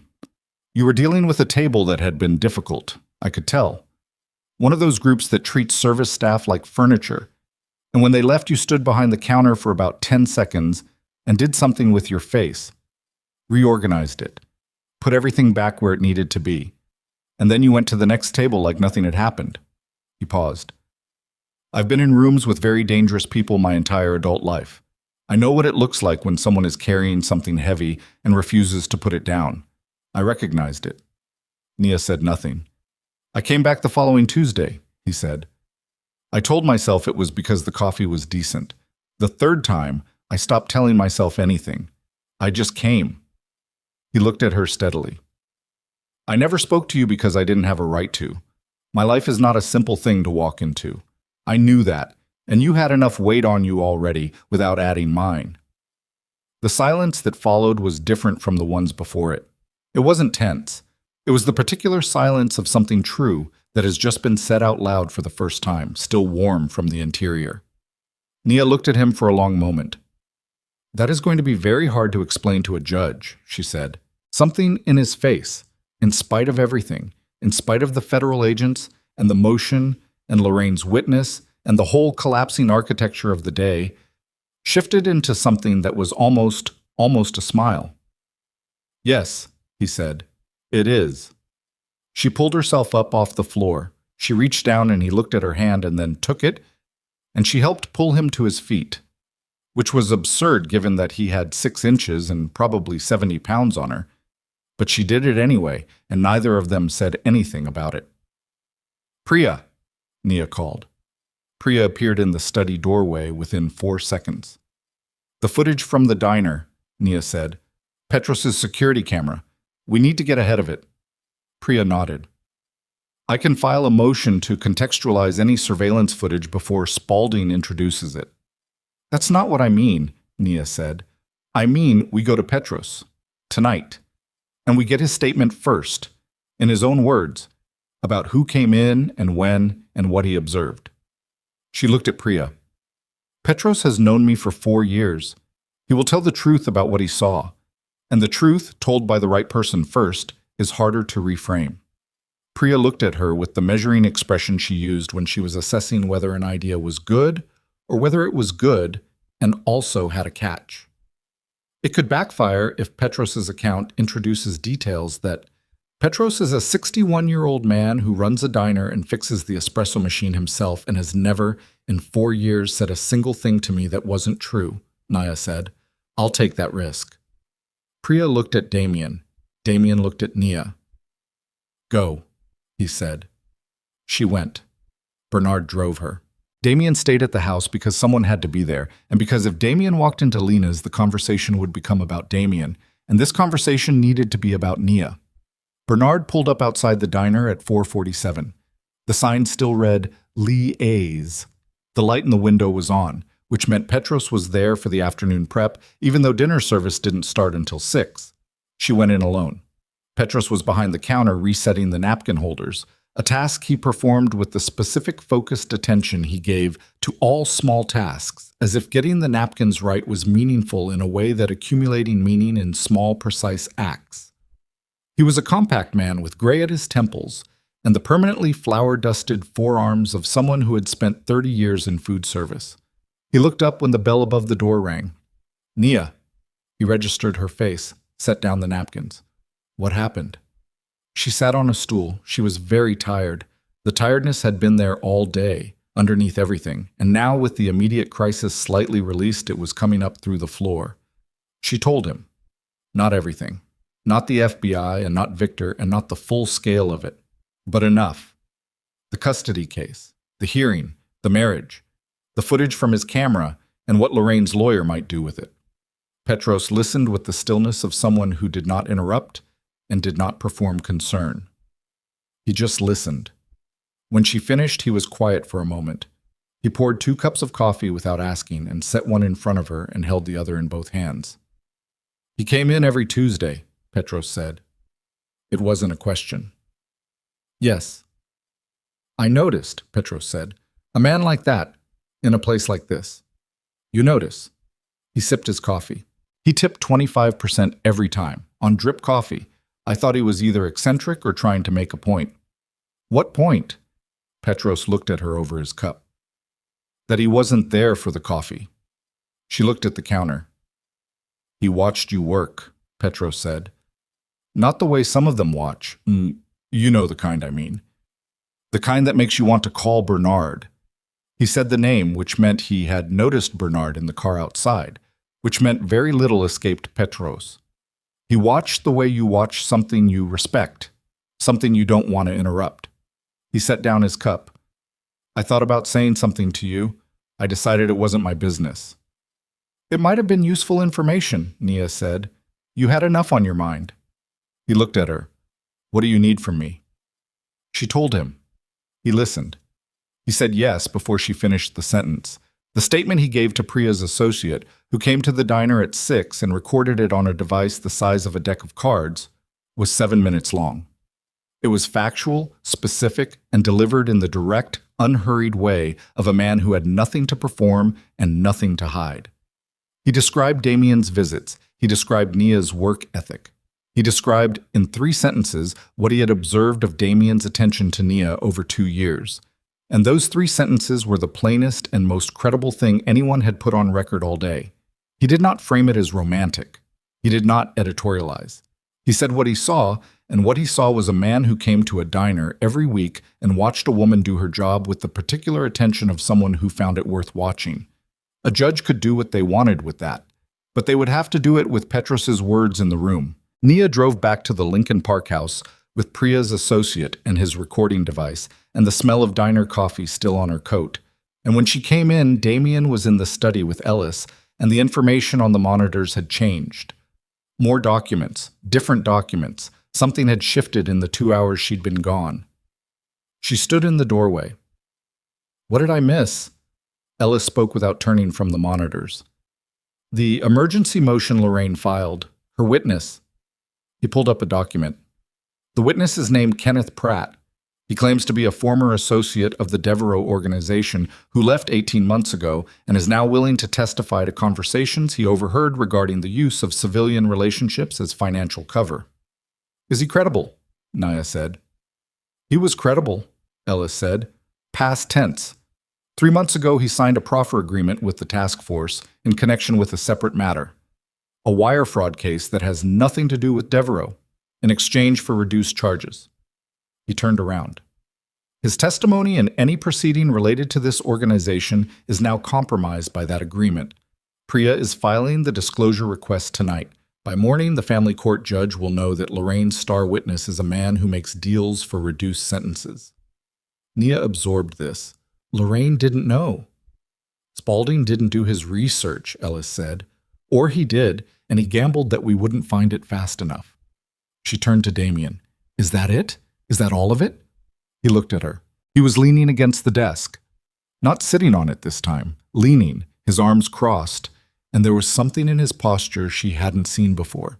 The very early, very careful beginning of someone letting weight down off their shoulders. The federal motion against the marriage is effectively dead without Victor's statement and with the tainted witness, he said. Priya will formally respond to Lorraine's emergency filing by 9 tomorrow morning. The judge who received it is unlikely to proceed without hearing our response. He paused. It's not over. There are still threads. The federal investigation doesn't close because one informant recanted. Carter meant what he said. He'll look for another angle. But tonight, she said. Tonight, he said, Maya sleeps in a house with her sister, and the custody ruling stands. She pressed her hand against the doorframe. The same doorframe she'd held earlier, and it was still solid, still cool, still there. She thought about everything that had happened since 11:15 last night. Less than 20 hours. She had been wiping a counter in a diner. She had been listening to the rain. She had been so tired she'd stopped feeling her feet. She thought about Marcus saying this isn't something I signed up for. She thought about Renee saying $8,000 in that small, ruined voice. She thought about Lorraine's heels on the courthouse marble and the particular viciousness of a person who turned grief into leverage. She thought about a man sitting alone in a dark booth every Tuesday for 2 years, tipping 25% on drip coffee watching her reorganize her face after a difficult table and deciding that was worth watching. "I need to see Maya," she said. She found her in the room with the two twin beds, sitting cross-legged on the one she'd claimed, doing something with a piece of paper, folding it, some kind of origami attempt that wasn't quite working. Carmen had found her construction paper somewhere, which was the kind of practical kindness that didn't announce itself. Nia sat on the edge of her own bed, across from her sister. Maya looked up, assessed her.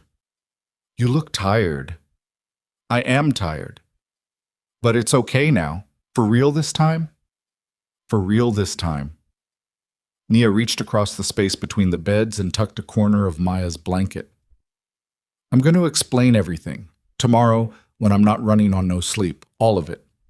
Maya folded her paper again, not quite getting the shape she wanted. "Do I have to go back to school tomorrow?" "Yes. Even with everything, especially with everything," Nia said. "Everything goes back to normal. That's the whole point." Maya was quiet for a moment, working on her paper. Then, "I like this house." Nia looked around the room, the tall windows, the two good beds, the space. "Yeah?" "It's quiet," Maya said. "Our building is never quiet." "I know. Do we get to stay here?" Nia looked at her sister. The question was so direct and so simple, and the answer was so complicated that she sat with it for a moment, turning it over, finding the true part of it. "For a while," she said. "Yes." Maya accepted this. She held up the paper. It had resolved into something roughly crane-shaped, not perfect, but recognizable. She examined it with the critical eye of someone who knew the gap between what she'd aimed for and what she'd achieved, and then she set it on the windowsill anyway. "Okay," she said. Nia sat on the edge of the bed for another few minutes after Maya fell asleep. She watched her breathe. The same rhythmic exhale she listened for through the wall, present even now, even in an unfamiliar room, the most reliable sound she knew. She went back downstairs. Damien was in the front room, not the study, not behind his desk. The front room, where the ceremony had taken place at 3 a.m, where the magistrate had read legal language in the voice of someone reading an agenda. He was standing at the window looking out at the street, hands in his pockets. He had taken off his jacket at some point and rolled up his sleeves, and the effect was, somehow, of a man slightly more present than he had been all day, less defended. She came to stand beside him at the window. The street was quiet. The dark sedan that had been at the corner all day was gone. The old trees moved slightly in the wind. The rain had finally stopped. "Tell me about the first Tuesday," she said. He looked at her. "Not the diner version. Not what you told me on the floor. The actual first one, what you ordered, what table you sat at, what I did." She met his eyes. "Tell me a specific thing. Something I did that you actually remember." He was quiet for a moment, looking at the street. "You were arguing with the coffee machine," he said. "The espresso thing. It wasn't working right, and you were hitting the side of it with the flat of your hand and saying something under your breath. You got it working, and then you made a drink for a customer and you tasted it first, just a small sip, to make sure it was right before you served it." He paused. "Nobody asked you to do that. There was nobody watching. You just did it because it was right." Nia remembered the espresso machine. It had been broken on and off for 6 months. She had developed a specific technique involving the side panel and a particular angle. She didn't remember being watched. "That's a small thing," she said. "Small things are what people actually are," he said. "Anyone can perform the big moments. The small ones you don't perform. You just do them or you don't." She turned to look at him fully. At the profile of a face she had known for less than 24 hours, and somehow had the feeling of having studied for much longer, the way you sometimes feel about places you've only just arrived in. "This is a very strange situation," she said. "Yes. I don't know how to do this, any of this." "Neither do I," he said, in case that was unclear. It was not unclear.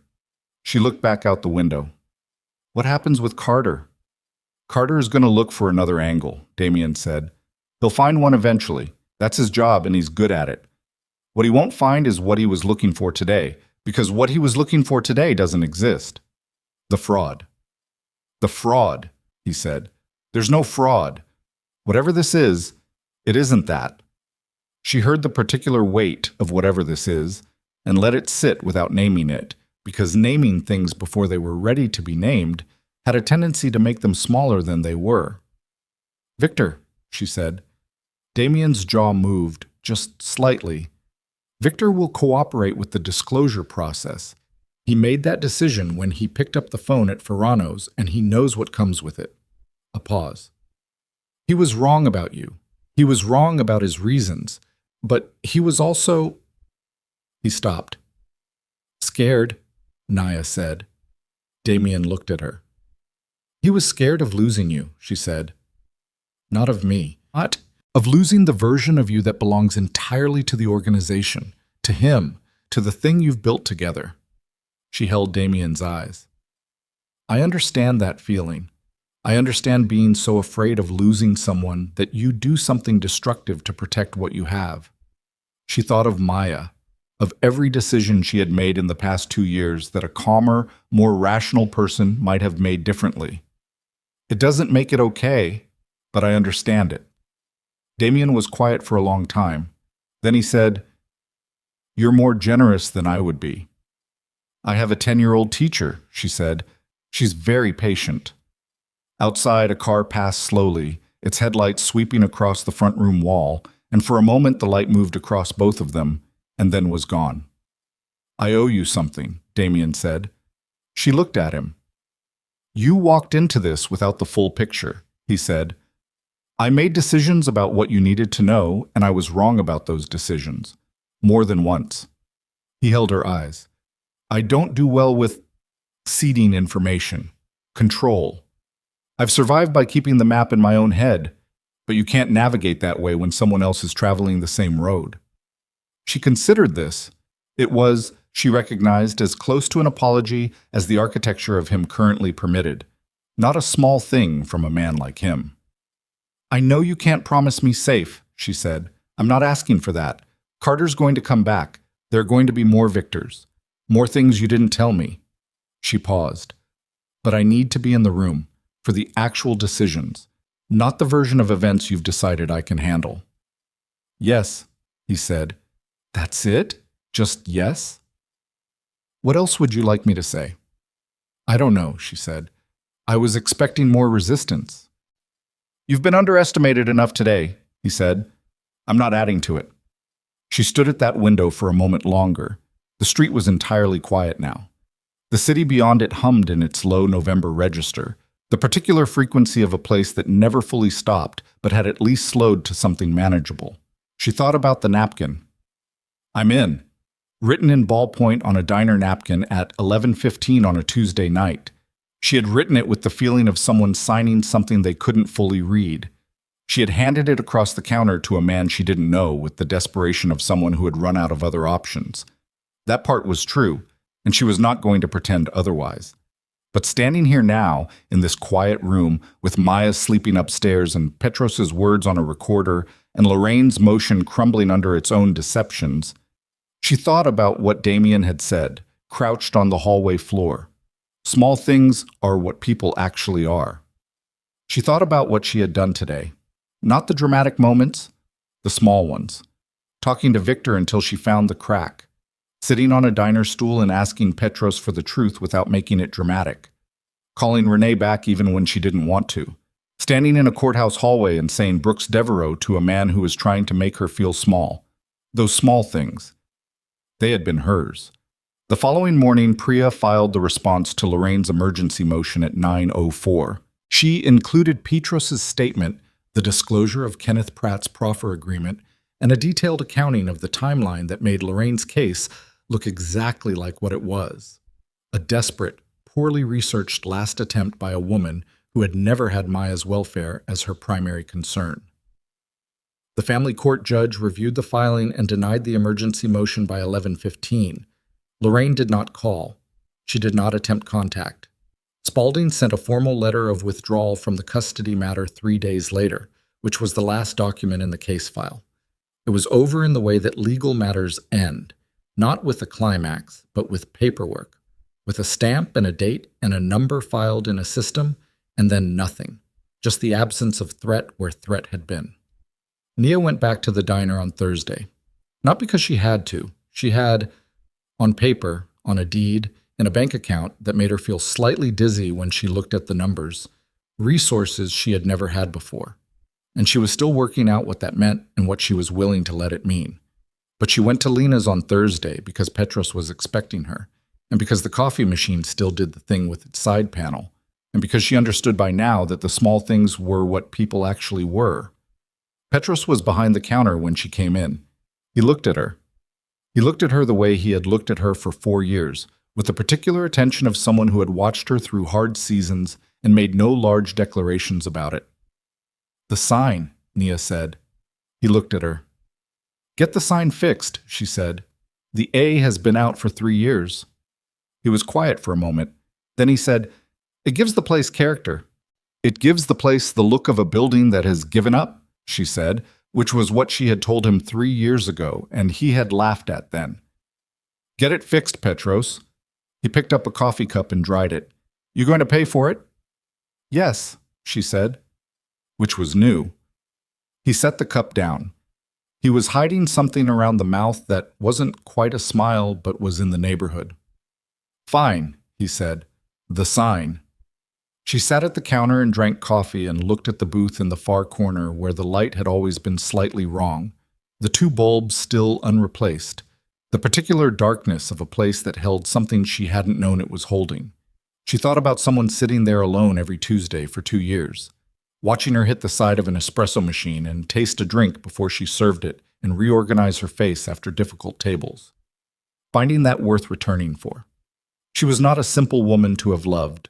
She had known that for a long time, in the way that people know the difficult things about themselves, not as criticism, but as fact. She was stubborn and overworked and suspicious of comfort and had spent so many years caring for someone else that she had lost the habit of being cared for. She was not light or easy. She was the kind of person who sat down on a hallway floor when her legs gave out and didn't cry about it. But she had, it turned out, been seen.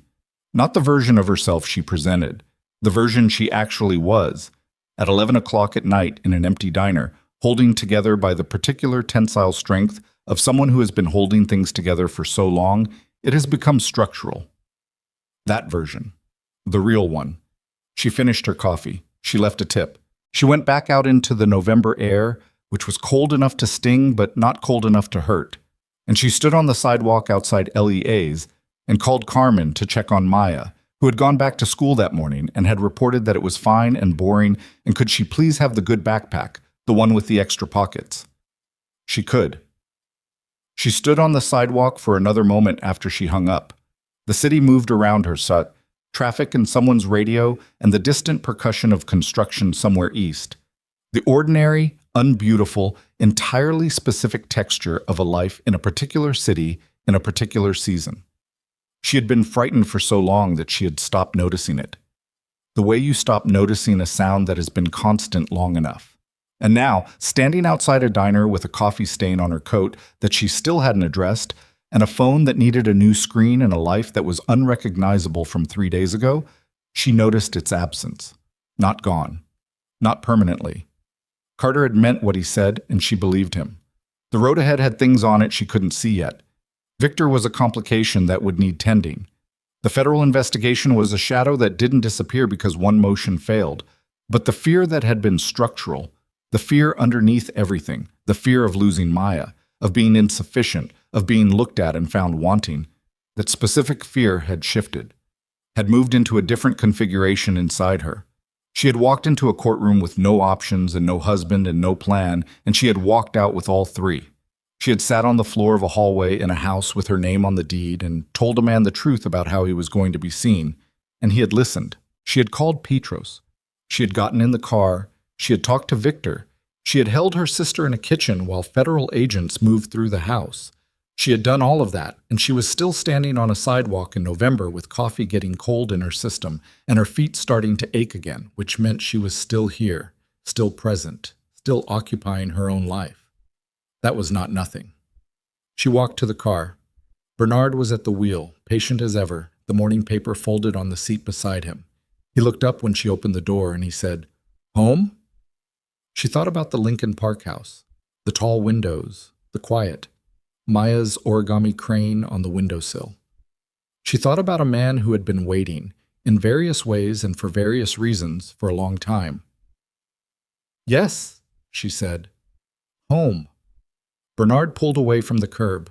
The sign above the diner receded in the rearview mirror. LEA's incomplete, slightly wrong, still standing after 30 years. She looked at it until it was gone. Then she looked forward through the windshield at the city going about its business on an ordinary Thursday in November, and she let herself, quietly and without making anything of it, simply be in the life she had fought for. It wasn't clean. It wasn't resolved in the way stories sometimes pretended things resolved. Carter would come back. Victor required watching.